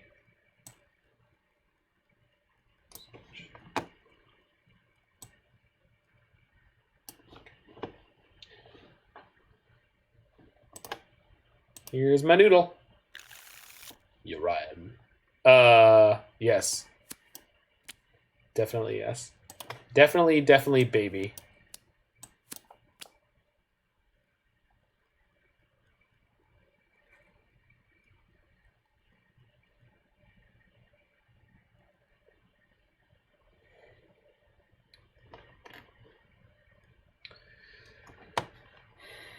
Let's have some luck go the other direction. Please.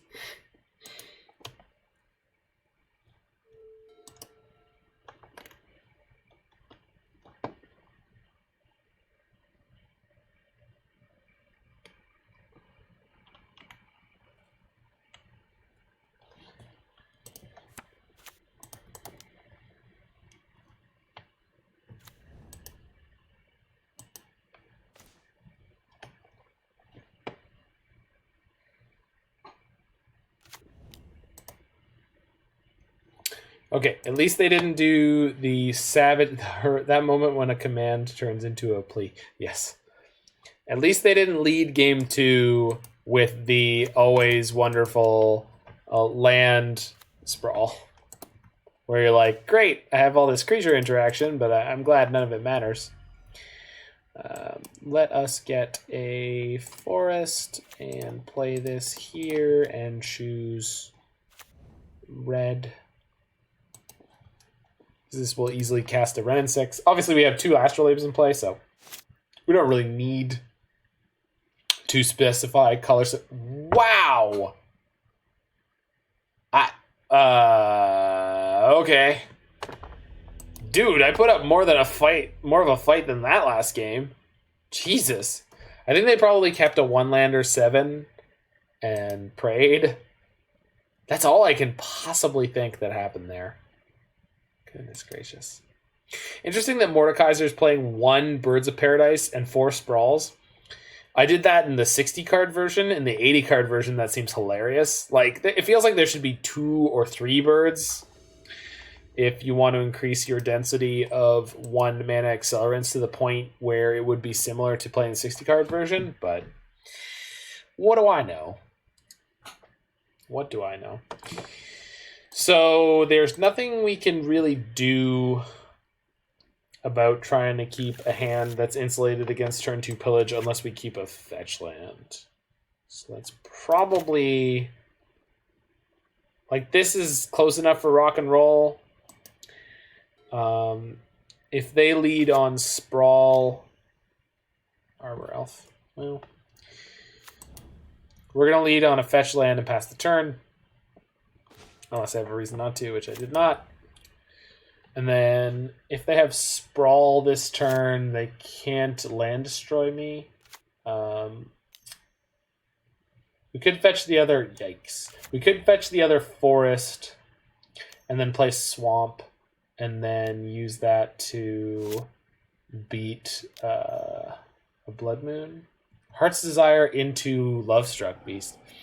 That is the reason they're playing the deck they're playing right there.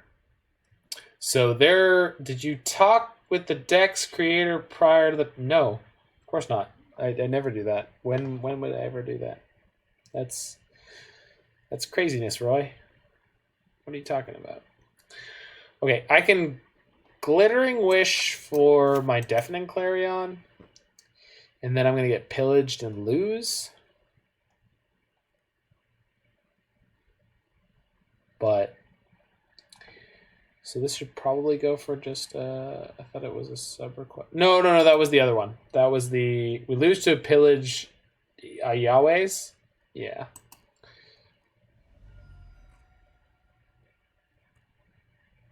So.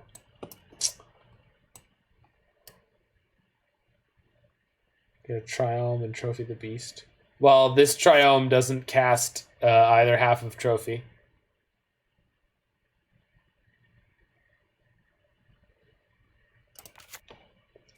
So that ain't gonna work. I think I want to get Stomping Ground here. Yeah. I think I want to get Stomping Ground here because... No, I want Temple Garden. In case it's relevant. I think just having Trophy active on this turn is the only thing I can do. Their deck came out of the gates way too fast for us, and we're just going to need to spray and pray here. That's fine. Trophy the Sprawl. Well, we trophy the forest, right? So if this is Obosh, we're going to trophy the Obosh and take 6. Yeah.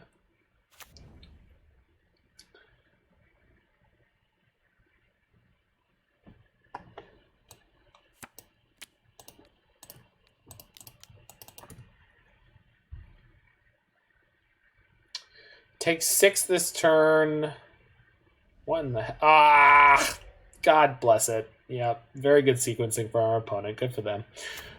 So we take 6 this turn plus the 4 we just took. So going to 9. They have 5, 6, 7. They did use the... Okay, Helix was a great draw here, except I have to shock to be able to play it. I can't get rid of all of their... 1/1s, but I can Kaya's Guile for gain 4, put a 1/1 into play, which will allow me to chump block their Lovestruck Beast and buy me another turn. Yeah. Sack and Token? Yeah, I guess Sack and Token is slightly better. Heart's Desire. So they have another Lovestruck Beast. Well, shoot.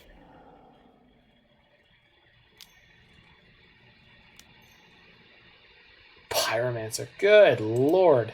All right. Well, if I can somehow get to turn 5... No, we're going to go gain 5... Or, sorry, gain 4, make a token. What does the Wish currently hit? Deafening Clarion. This kills everything but the Lovestruck Beast. So, Guile, gain 4, create a 1/1.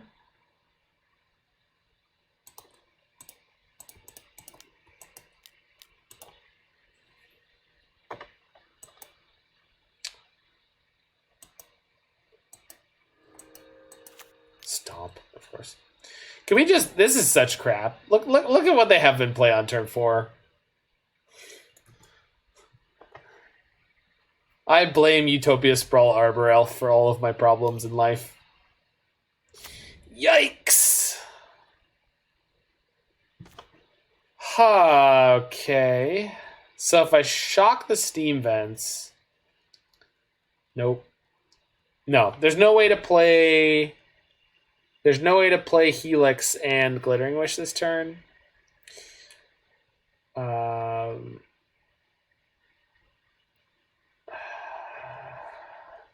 So Helix puts me to 8, and I take 5, 6, 7, 8, 9, 10. Yeah, we're just dead. We can't. Yeah, we can't beat any of this. Yeah, I mean, We tried, but there was no way we were coming back from that. All right, 2-2. 2-2.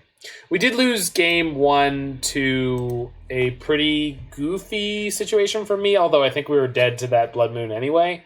And then they lost game 2 to God knows what. They just scooped on turn 2.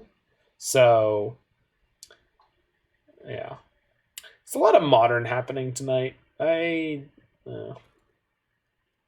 not the best. We've already got our 50 play points. Let's see if we can get my first 3-2 all week.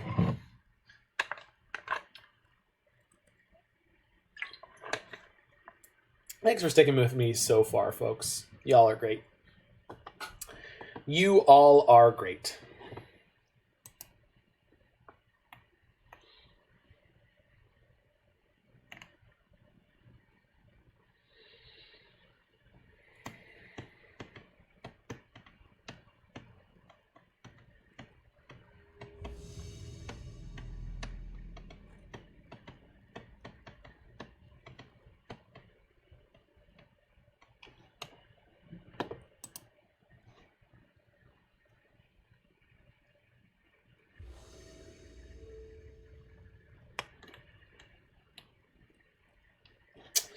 Oh, on the die roll against Jimmy117. Let's do it.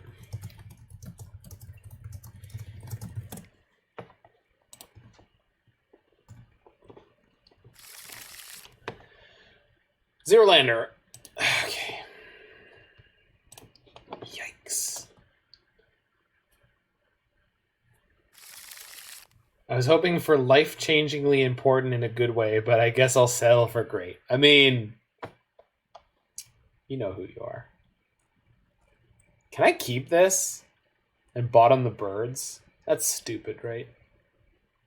Yeah, gotta go to 5. I literally can't cast anything in this hand. Yeah, I know. I was grieving. Jiggy. Okay, so this does have turn 1 birds, but it doesn't do anything, so I'm going to bottom the birds. And then we'll just go turn 2 Wrenn and Six. And hopefully that carries me through the game here.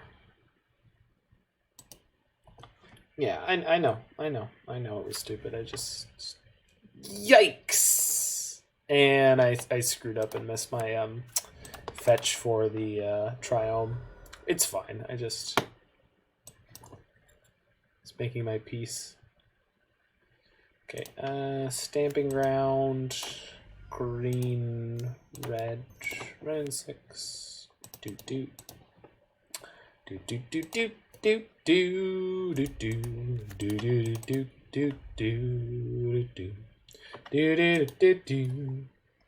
That is the philosophy of my entire Modern career right now. Like, if you were to ask me to register a deck in a Modern tournament, a serious Modern tournament, my game plan in many games would be, all right, turn 2 Wrenn and Six, and then win? I guess that's my plan. That's what I want my plan to be. Blink Moth Nexus. Don't chalice me. Matter Shaper's fine. Niv. Okay. I don't want to Oath of Kaya this turn, so I think we're doing these other two things instead. I can't do these other two things instead. Okay, I think this is Eldrazi Stompy. Oh, because it's got the Blink Moth. Yeah. Okay.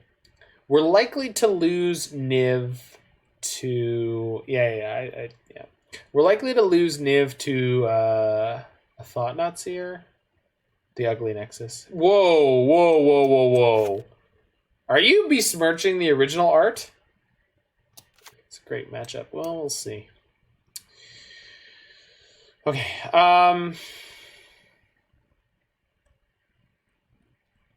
What am I supposed to play? I think I'm supposed to Oath of Kaya. But am I gonna Oath of Kaya their face? They have literally 0 answers to Niv or Uro. Okay. Good to know. Alright. I'm gonna get a Plains. I think I'm gonna Oath of Kaya their face. I've not seen this deck in many moons. The Jiggy Wig throwback deck, yo dog. I'll take it for a spin every few months. So is this it? So the last time I played against the Eldrazi Stompy deck, they had Serum Powders, they had Eternal Scourges, and they had the 6-drop. The 6-drop with the Scene pose. Endbringer.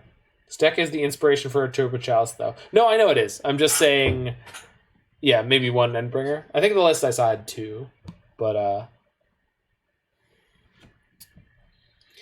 is it what's the other? Roy, do you remember what the other card is that has the same pose as Endbringer? Oh, it's a Fulminator Mage. I want everyone to know how much I adore Fulminator Mage and Endbringer for having these like really weird poses where they're like, yes, like they're voguing. They are 100% voguing. And like even Battery Shaper and Thought Knot Seer are like Battery Shaper is like, yeah, like what is it, Galaxy Quest, and then Thought Knot Seer's got a little bit of that going on. Thought Knot Seer's got some extra joints. They didn't attack my Wrenn and Six. Ah, they read the text on Oath of Kaya. Damn them. All right. So we can Yorion next turn and flicker Oath of Kaya plus Astrolabe plus the Omen of the Sea they haven't seen yet. Yikes. Can this not get blue? Did I just screw up? No, because I can just do that. Okay, cool. Did not screw up. Sorry, it's been a day. Green, red, white, and then that's my blue. Not a relevant spell. Got it. Okay. Might have Karn Great Creator. Yeah, I can't really stop that now. Wait, no. This is blue and this is black. We're good. Do you know that Endbringer plus Fulminator Mage's poses inspired the phrase Yas Queen? I didn't know that, Roy. Thank you. Yeah, no, I would assume Karn the Great Creator is in all of these decks. It doesn't really affect this game state, but it is good to know. Okay. The more you know.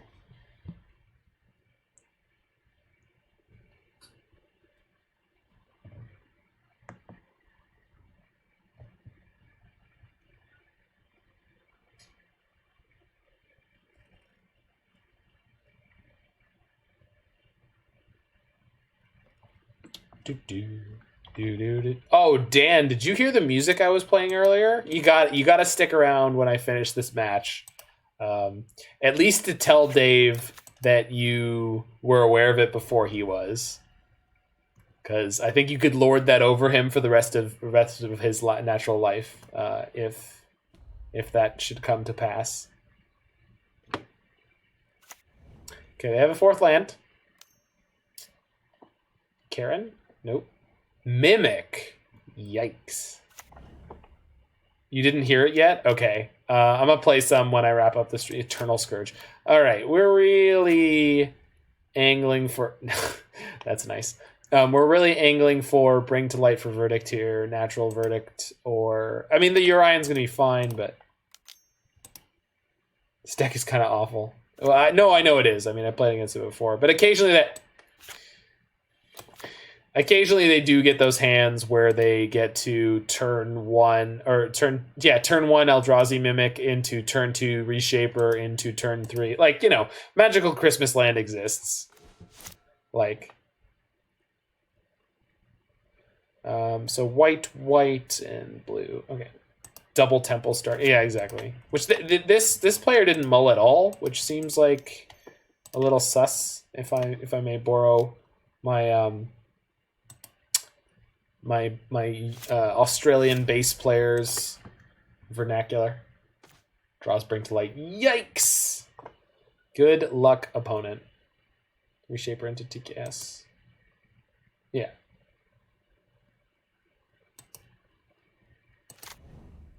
Okay. They put a Chalice in on 0. Neat. Their hand was fine. Yeah. Well... Are you sending Dan the channel's link? I haven't opened my other tabs. Oh, no, I can just post it. But I'd rather him hear it raw on the channel. I mean, I'm sure he'll find it one way or the other.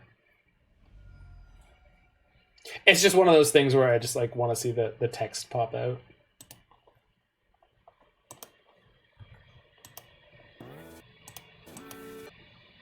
Dang it. Yeah, here. Game is functionally over. You should attempt that BTL for Lutri line just for science. Agreed. It won't work? You don't actually think it will work? Well, we're about to find out. We're going to conduct some science here at the risk of some tickets. And should I fail, I don't give a flip. That's right. I said flip. And you love science. Science is great. All hail science. Right, it's going on black. No, it's not. It's going on red. So this needs blue, white. Yeah, okay. So I'm a judge. So when I tell you this might work, I have no idea because I don't look stuff up most of the time. We're going to find out. Spin, 2, win. All right. Lutri the Spellchaser. Okay. So we cast the card. No, does not work. Ha! Good to know. Well, we still have Yorion for next turn. Science for the people who are still alive. Good. Yes. Thank you. Winner. Winner is you. Well, so that doesn't work. So what the hell is this card doing in this deck? What? I love you, buddy, but you belong in my Niv-Mizzet Lutri deck. Mord is just a troll. He got 25th with this deck. I mean, I guess it's an 80-card deck and you can put one piece of nonsense in there. My opponent actually killed it. You know what? I'll take it. A 1-for-1, given the situation, is about as good as we... Maybe they ramped up to 8 mana more often than expected. I guess that's the case. Yeah. I mean, that was the other thing I was thinking of, is there were a bunch of hands that I drew where I was thinking, like, man, I have a lot of mana. Like, this is not... Like, we could realistically do a lot. Thank you for doing that. Of course. I would never deprive you of something that spectacularly awful. Just know, and I've said it before, Dan. I don't know what your degree is in, but I've been a big fan of science all my life. But I've said it before, I will happily burn tickets for the Faithless Brewing family. I am not afraid. I'm just not. So, okay, we're gonna dig as deep as... That's a hell of a pickup. Bottom that, top that. Also good pickup. Cool. Just know how much I adore all three of you humans on the podcast, as well as Jiggy Wiggy, as well as my boy Roy. Super genius. You called a super genius for a reason. That hurts, Roy. That's yikes. That's not nice. I thought you were the nice one. Oh wait, no, I'm the nice one. You're the tough but cruel one. Okay. Well, let's crack them for 4 and play the card they can never beat. You're definitely the nice one. I know. I'm very well aware I'm the nice one. Except for Paul. Paul is the even nicer one. Super genius was a good thing now? No, a super genius is always a joke. Because it like Wile E. Coyote was the super genius with the business card that he gave to Bugs Bunny and then got roundly sassed by that bunny. That is the origin of super genius as far as I know it. So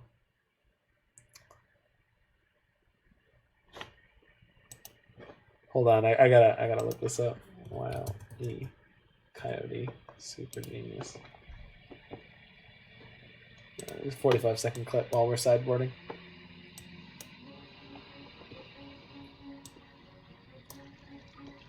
Come on.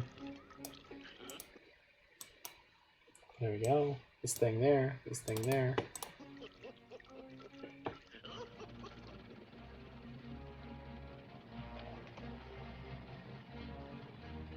Wile E. Coyote, super genius.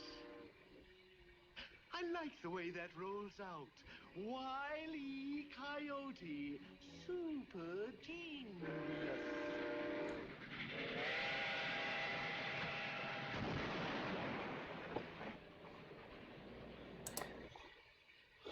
For your education, Roy. Wile E. Coyote, super genius. Oh, I do like the sound of that. Okay, cool. Yeah, spelling genius with the G is even better, probably. Got that big brain. You gotta have that big brain. Did not realize super genius was a reference. Well, apparently it wasn't. It's like a pun. You can't make an unintentional pun. And I hold that, by the way. If there's anyone in chat who disagrees with me and thinks you can make an unintentional pun, speak now or forever hold your peace. Puns are not puns if they're unintentional. Puns have to be wordplay. Pun intentional. All right, you sit down, Roy.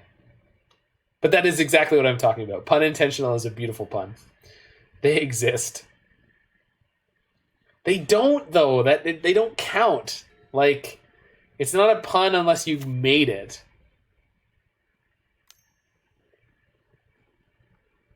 Turn one, mimic. You got it.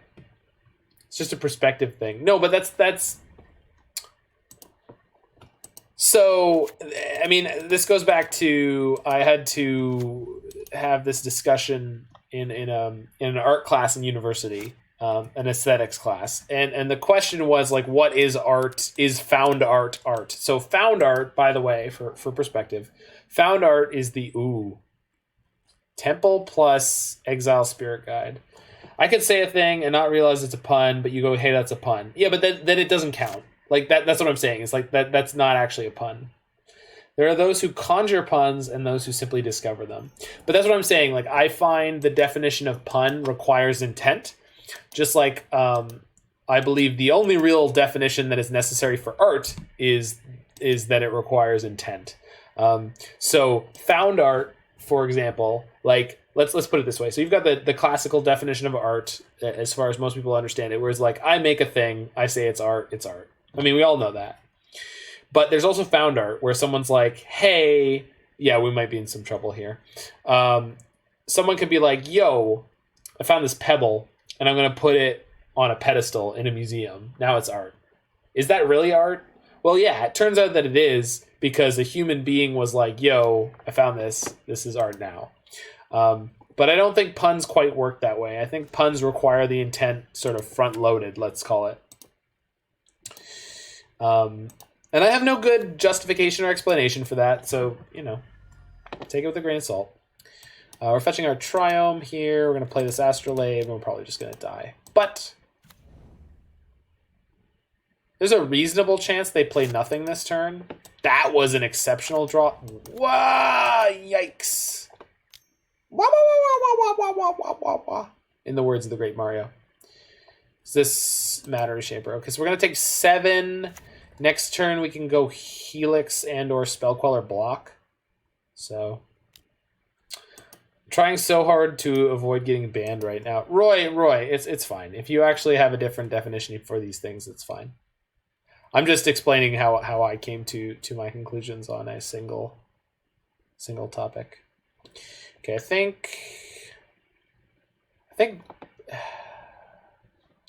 I guess playing a fetch land gives me the most options here. Sure. Counter argument is this is your specific perception. No, I agree with that. I completely agree that there's like I'm not the beholden truth of this argument. I'm just saying yeah. Well, that's the thing, because this is where it mattered, where it actually mattered for art was like, all right, if a director intends something in a movie, versus if an artist, right? So if I write a book and I'm like, here are all the things I mean to be in this book, and someone goes, hey, you know, because you lived this life, you put this thing in your book, and I go, no, I didn't, and they go, yeah, you did, because, you know, the art isn't just what you intend, it's also what you created. So that, like, you know, I do agree that there can be things in someone's art that they didn't intend. So this is obviously something that people have been debating for hundreds of years, if not. All right, so where are we at? Doesn't attack with the Mimic. Does attack with the Mimic. Okay. So if I place Spell Queller here to block the Mimic, I die from fetching. If I Helix the Mimic, I'm taking 7, but I'm at 11. So we're going to 4. I can fetch to 3. Kaya eat their guy, go to 5. Still die. 7-11 was a part-time job. You know it. 7-11 was, in fact, a part-time job. It does come up. Helix the Reshaper and Prey. Yeah, I think that's where we're at. I hate it, but that's where we are.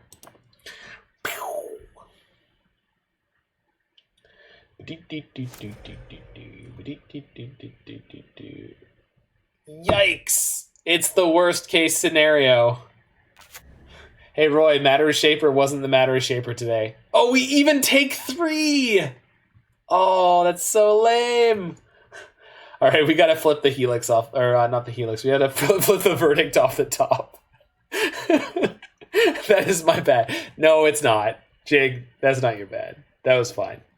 Your play was fine. They could have equally just like flipped a land off the top and be like, hey, Karn. Or are they also playing Thought-Knot Seer this turn? Nope. All right. So let's draw the Verdict and win. That's the plan. That's where we're at. Pretty sure that's where we're at. So that's the plan. Supreme Verdict. That is not that thing. We can go to 5 and then die. Cool.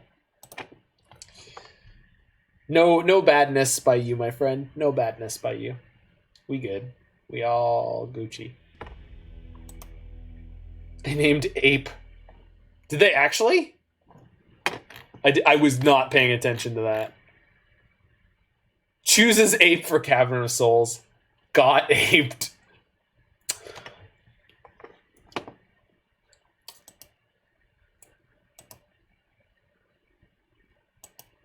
Should have named Brushwag. Yeah, they could have. I've been impressed by Kugla, so anything is possible. See, So Lawson was playing Kugla, and then Roy told me, like, oh man, I think this card is going to be great. And I don't really understand what's going on with that. Whoa! You can run, but you can't glide. Yeah. Second raid of the evening. Thank you so much for the raid, Dylan MTG. We're just wrapping up. We are on the final game of the final match here, playing a little bit of Niv-Mizzet against Eldrazi Stompy, and this hand looks like a banger, so we're going to keep it. So we've got black-green. This is going to go green-white, and then we're kind of good to go for the first stretch of this game. Yeah, that's really the only way I can play this, so that's what I'm going to do. I lost all 3 leagues tonight. I love Magic. Dude, that was my Sunday. My Sunday, I went 2-13. But I watched the Sonic the Hedgehog movie, which was great. If you haven't seen the Sonic the Hedgehog movie, it is pretty darn good. It is quite possibly that... Oh, they're serum powdering. Sonic the Hedgehog is the best video game movie I've seen in many, many years. It's probably since the original Mortal Kombat, for reference. And I know that I was playing complete jank. Yeah, I was playing some jank on the weekend too. But I was playing jank that was previously very well performing. It was my my red-green Turbo Chalice lands deck. It's basically the modern attempt to play lands. Tainted Remedy, Aria of Flames. Whoa, okay. So you were like against the odds. Okay. I see what was okay. Check exile for scourges. Good call. Nope. Mimic, Smasher, Bringer, Powder, Scavenger Grounds, Powder. Wow, that was the easiest powder of their life. We did Zenith Flare Hollow one. Ooh. Hey, we got a follow from Basic Land Shark. Sweet name.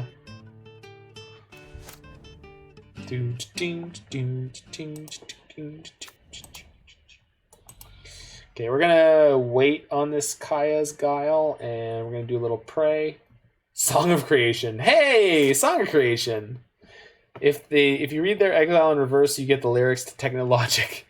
Serum Powder, Scavenger Grounds, Serum Powder, Endbringer, Reality Smasher, Eldrazi Mimic? No, I don't think you do, Roy. But I like your Moxie. Matter Shaper dies. Okay. So, whoa, easy there, Kaya's Guile. All right, so each opponent sacks a creature, create a 1/1. I think that's where I'm at. I don't really want to give them a Matter Shaper trigger, but we're gonna.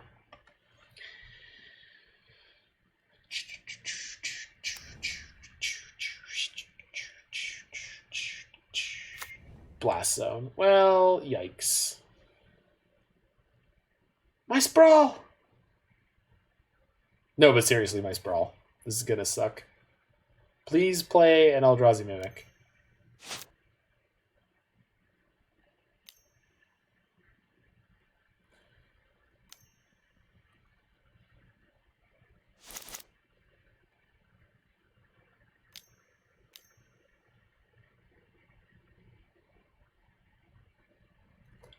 Okay, Mana Reshaper is fine. Get to oath that. Whoa! Jeez. This is getting bad real quick. Well, this is the hand I kept. Kept my 7 in shrubs.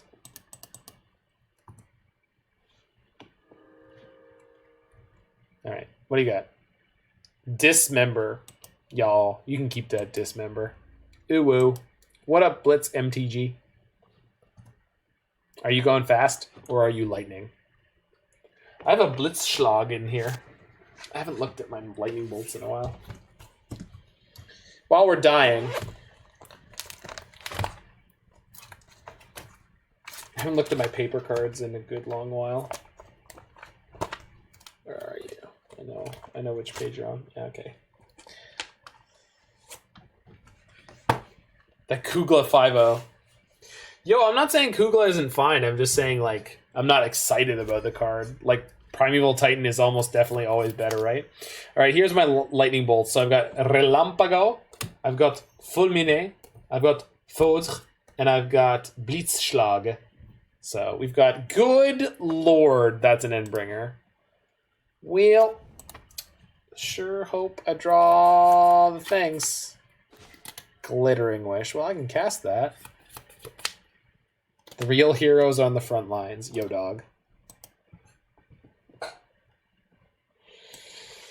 I can get another Kaya's Guile and cast it next turn. It's probably the best thing I can do, so that's what we're going to do.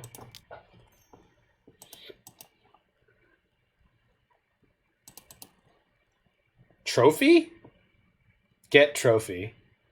Why? Because I'm going to get Blast Zoned. Good call. Good thing that I have people around me with the big brains. Because I do not. If they play another creature. But also they have Blast Zone to take me off of my... Yeah. Well, we're in pretty reasonable trouble here already. We really want to draw an Astrolabe into a land, or... Yeah, what Jiggy said. No, yeah, you guys are right.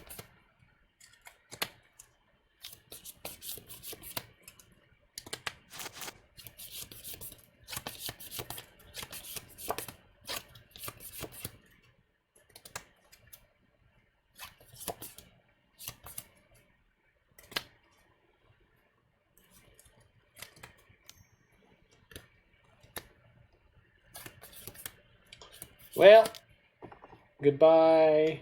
Oh, drawing a card. Yikes, I forgot that Endbringer can do that. Good lord, that card is powerful. I'm shuffling my lightning bolts. No, I'm just shuffling 4 cards here. 4 and black border lightning bolts.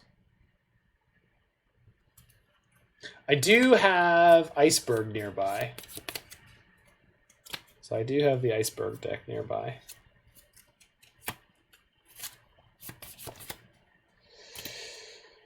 Okay, so that's a blue source. So am I playing Uro this turn? I want to. Oh, but they've already got 2 blast zones. So I'm probably just supposed to wait until end of turn and then kill the Endbringer.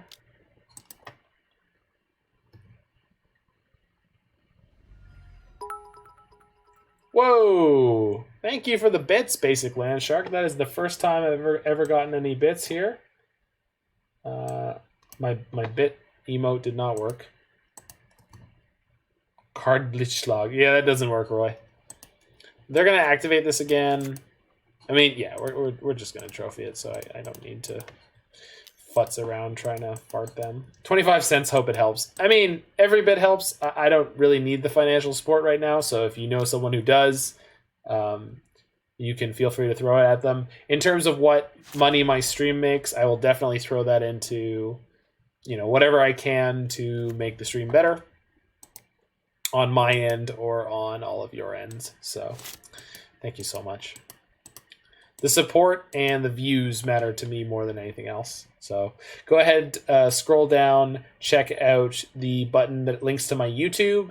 If you like the stuff that I make, hit that with the sub, which is of course free. They just use a different word than Twitch does. So they don't use follows, they use subs. Mm-hmm. Well, that's going to be one smashy boy. Oh, no smashy boy. Opponent is very confused about what they want to do. And I'm here for it. Okay, there's the blast zone. Fair. And a mimic. Okay. Pillar. Well, that's a good draw.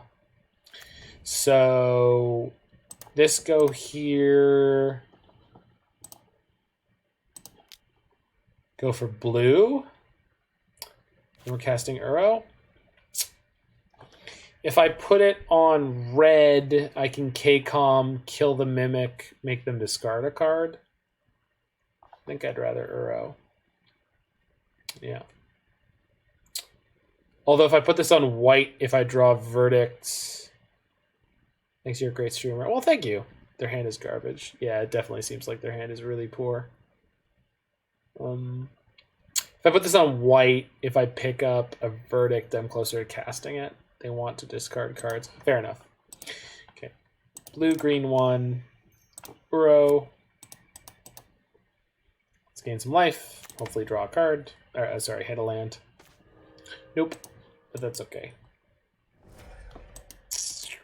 We can cast this as long as they don't blast zone. They're pretty disincentivized to blast. Yeah, I mean, if they had something like Smasher, they just would have slammed it there, right?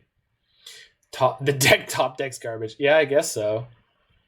They serum powdered only once though, and they didn't. Oh no! They serum powdered and then they mulliganed to 6. I don't know what they were hoping this hand was going to do. I guess it had double temple. It might have. They were just hoping they were going to top deck everything they needed. Mm-hmm. Nattery Shaper. That's fine. Okay. As long as they don't blast zone me here, I'm good. That's what I'm saying about the deck. Yeah, I mean, it definitely seems like it. So many holes. Yeah. So we're going to take the 3. We're probably going to Teferi and bounce something this turn unless we draw that. Okay. So white, green, red, black, blue. So we can Niv here. So we're just going to do that. Black, blue. Big dragon. Whee! I'm so sad it's not good. I mean, I was thinking of trying out Eternal Scourge again in some of the Turbo Chalice decks I was playing. So maybe that is helpful, my friend. Okay, we're just going to pass the turn here. I know I could attack with a Spirit, but I don't really think that's what this game is about. So Eternal Scourge had some kind of appeal to me. I can't remember at the moment what it was, but I believe it had something. Ghost Quarter. Well, that's something. That's something. 4 mana, 5 mana. Smasher? Smasher is fine. Oops. So, important note, Eldrazi Mimic does not become a copy of the Eldrazi in question. It just gains the power and toughness, which means the Eldrazi Mimic does not have trample. So if they attack, we're going to go... They played this so wrong. I mean, I wouldn't be surprised. If they don't activate this Ghost Quarter on this turn, yeah, I'm going to be 100% convinced. That said, Jig, it is possible that this deck is some... Oh, there's a Dismember. That's fine. Yeah. We couldn't block anything with Niv and have it go well. So we went up a bunch of cards here. We have a Wrenn and Six in hand. So we can Wrenn and Six this turn, and we won't be able to bring to light for enough. But I'm pretty sure I want a BTL for... Shoot. Okay, they did the thing. Yes. Okay, let's get a white or a blue here. I think a white. No, blue? No, white. White is fine. Okay, this is... Grab blue. I screwed up. We top deck, we can escape Uro. Shoot. Yeah, you're right. We did top deck anyway, though, so I can BTL for Verdict here, and then that should be all she wrote. So this can get Breeding Pool, and then we're just going to Verdict them, and that should be game pretty quickly. Yeah, Breeding Pool is best. Black, green, blue. Wee! Spin, 2, win! Wait, no, not that. No, this time we're getting something definite.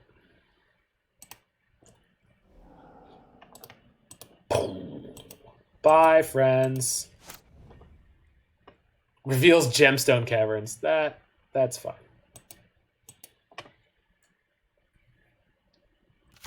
Play Wrenn and Six and Teferi this turn. Seems good. What did they draw? Smasher? No Smasher. Please no Smasher. Also no Thought-Knot Seer? Jeez. I really want it all, don't I? And by want it all, I mean want to get a 3-2.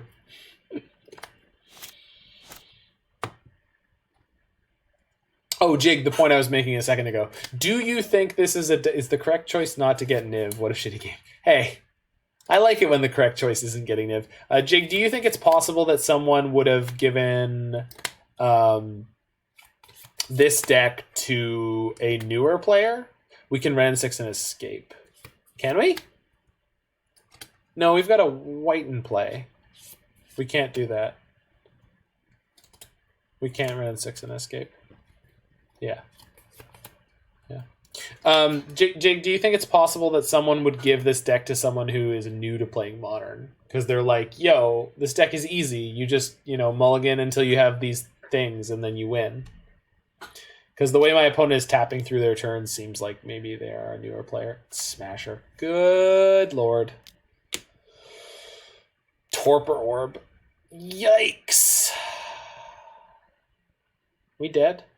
No, we still have Yorion. So Yorion's gonna gain me 3. Wait, yeah, creature. Oh no, creatures don't. Uh-oh. Uro lives. Oh, that's true. Yeah, I could just play my Uro? That's funny. K command can hit Torpor Orb. Yeah, you're right. But we're gonna play Wrenn and Six and then just play this Uro from my hand? That's funny. That's really funny. Okay, yeah. So red, green, and then, yeah, cool. Keep Helix mana, I think. Well, I already didn't do that, so good luck me.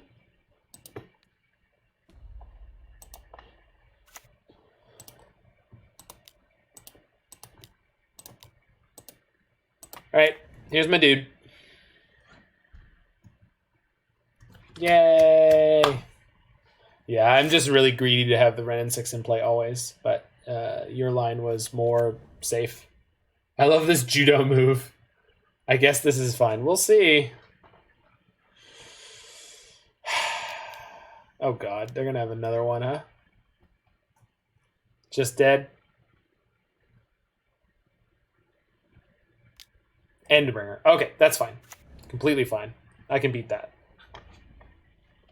Smasher plus Dismember. No, Smasher would kill us straight up, right? It would 5 us? We're at 5, dude. Okay, this is fine. Oh, yeah. Oh, yeah. Whoops. Oh my god, you said exactly the thing. I'm so happy. All right, so let's fetch that. Yeah, sure. Okay. So I think I want to Teferi this Endbringer first. And then we have Trophy plus Helix up. Yeah, it seems like what I would want to do.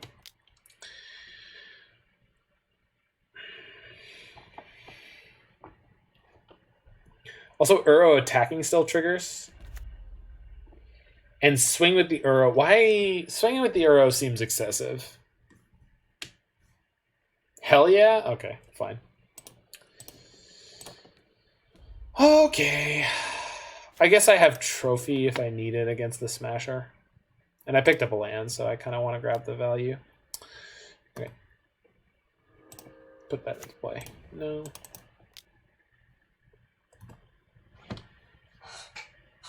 They're at 9, so I can just kill them next turn. Okay. If they attack either of my Planeswalkers, I end up in really good shape. If they play another Smasher, we just Helix their face and or Trophy the Smasher and or do both. How's the Modern? Oh, dude, it's great. We're playing Niv-Mizzet, the greatest deck of all time. And we are having a time. Attacking me. Take it. Does the Jig, before I take this hit, do they have any kind of burn spell? They don't, right?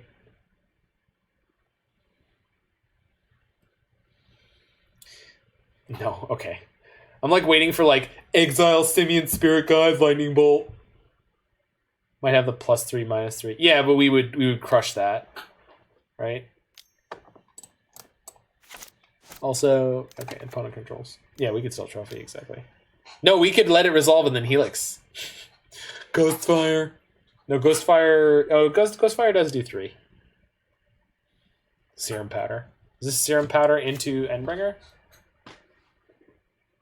I like Blitzschlag better. Oh, Blitzschlag is the best possible name for Lightning Bolt, hands down. So we win. Yay, we did it. Game day bucket go. Boom.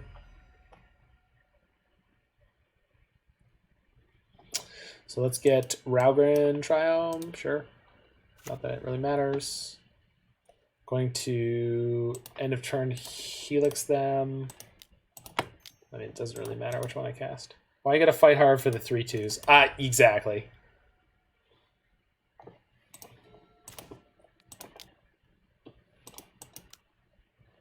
Pew.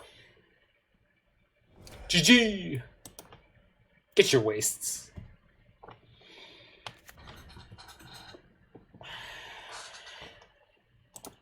And smash. No, I'm good. Don't need to put land into play. We did it! All right. First 3-2 in a couple of days. Game 1, Game 2, or Game 3. This is Game 3. That was Game 3. All right, we got a 3-2 with Mordekaiser's wacky Niv-Mizzet list. This thing was blast and a half to play. 3 runs versus Eldrazi. Yeah, so we can definitely say that this deck has a reasonable matchup against Eldrazi Tron. And a okay matchup against the field. I think this Lutri, the Spellchaser, is absolute nonsense in this deck because it doesn't even work for the thing that I thought it would. It kind of works as it would in the Scapeshift deck as a way to play around counter magic. So if you play a Bring to Light, let's say, and they go to counter it, you can Lutri in response. So that's something. But it's not great. You can Lutri a Glittering Wish, But if it's not your companion, I think Lutri is really, really, really, really under par for Modern. So it's a blast to play Lutri decks, but Lutri in the main deck of a deck is not a great choice. I think there should be more Birds of Paradise in this list, but I mean, it didn't feel awful without more, so probably okay as is. And with that, it has been a wonderful evening here. I'm going to turn in a little bit early tonight. Definitely exhausted from the last couple of days that I've had, but thank you everyone for hanging out here. We'll be back tomorrow with Wacky Wednesday starting at 8 o'clock p.m. Eastern time. So if you want to swing by and see some crazy decks, you can check my schedule below the stream, which tells you what kind of wackiness I'm getting up to. It does not have links to the decks right now, but if you go on my Stream Decker, you might be able to find lists that match those descriptions. So I'm going to throw on some sweet Simpsons electronica. And again, we will be back at 8 o'clock tomorrow. If you're watching this on YouTube, please hit that like button, hit that, smash that subscribe button. And if there's a bell, ring that bell and head on over to Twitch. Check that out too. And y'all have yourself a great evening. Take care of yourselves. Take care of your loved ones, your friends, your family, everyone you can, and have a great one. All right, Dan. I did link it earlier, but I'm going to put on some of that Simpsons electronica, and I will be back in 2 seconds once I've thrown that on. For anyone who hasn't heard this, this is Dank Muse on YouTube.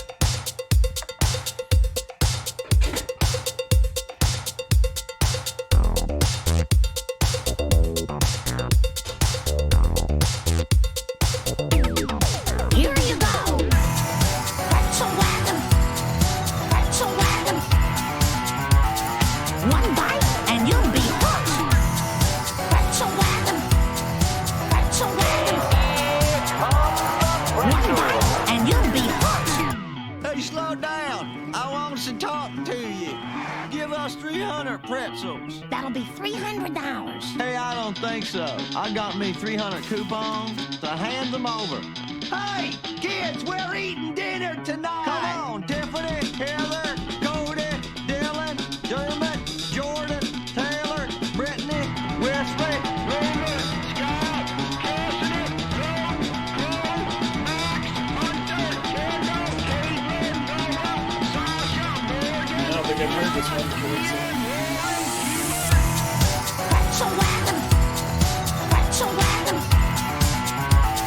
One bite and you'll be hooked. Let's all give in to deliciousness the pretzel wagon way. Pretzels for everyone. One bite and you'll be hooked.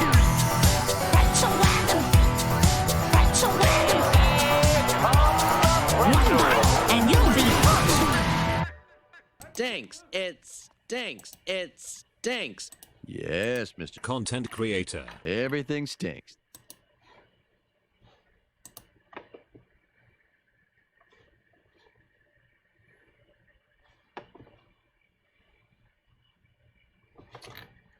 The best one, Dan, that I've heard by them is the Blurst of Times. Have a good night. night, I think the Blurst of Times was the best one. Hold on, let me see if I can find it real quick. Oh, no. Hold on. Yeah.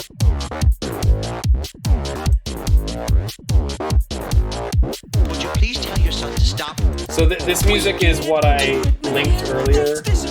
Here, let me throw it up on stream.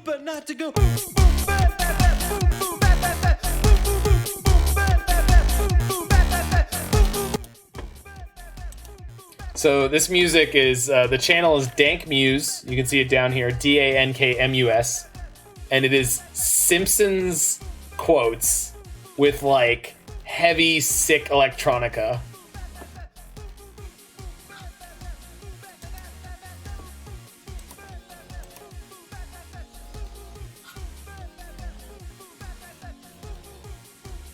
It's super killer.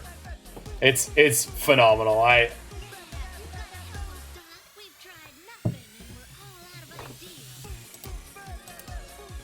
If I could make electronic music, I would be doing this myself after this inspiration.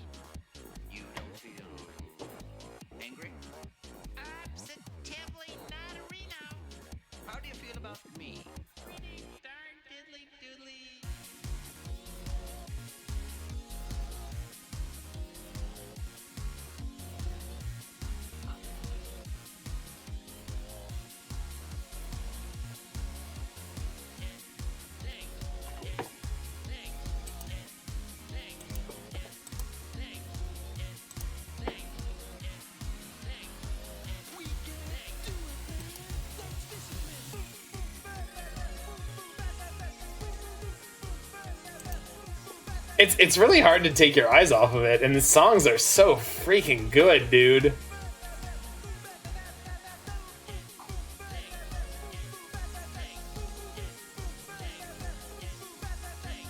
Anyway, I'm going to be cutting the stream in a second here. Thank you so much for showing up again, folks.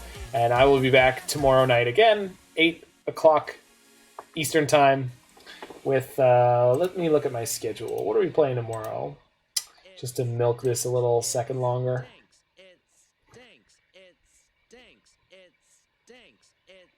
This one was pretty good, if I remember correctly. Tomorrow will be Blue-Black Mill.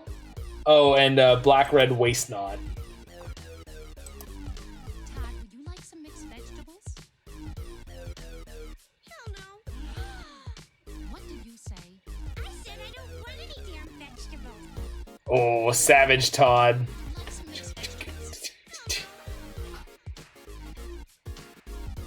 This song, by the way, sounds like it's from Bomberman 64. If anyone was not aware, the soundtrack for Bomberman... No, Bomberman Hero, sorry. Bomberman Hero had a phenomenal soundtrack.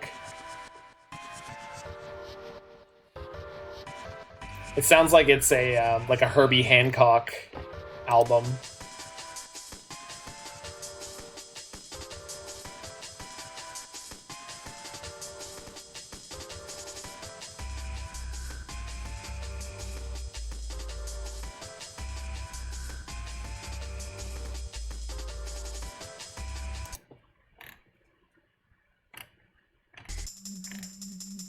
Oh yeah, that's some killer wubs there.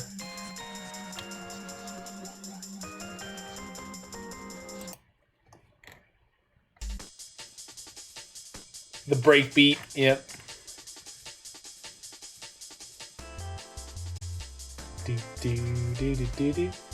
Anyway, thank you guys so much for tuning in. Have yourself a great night, and I will see you tomorrow.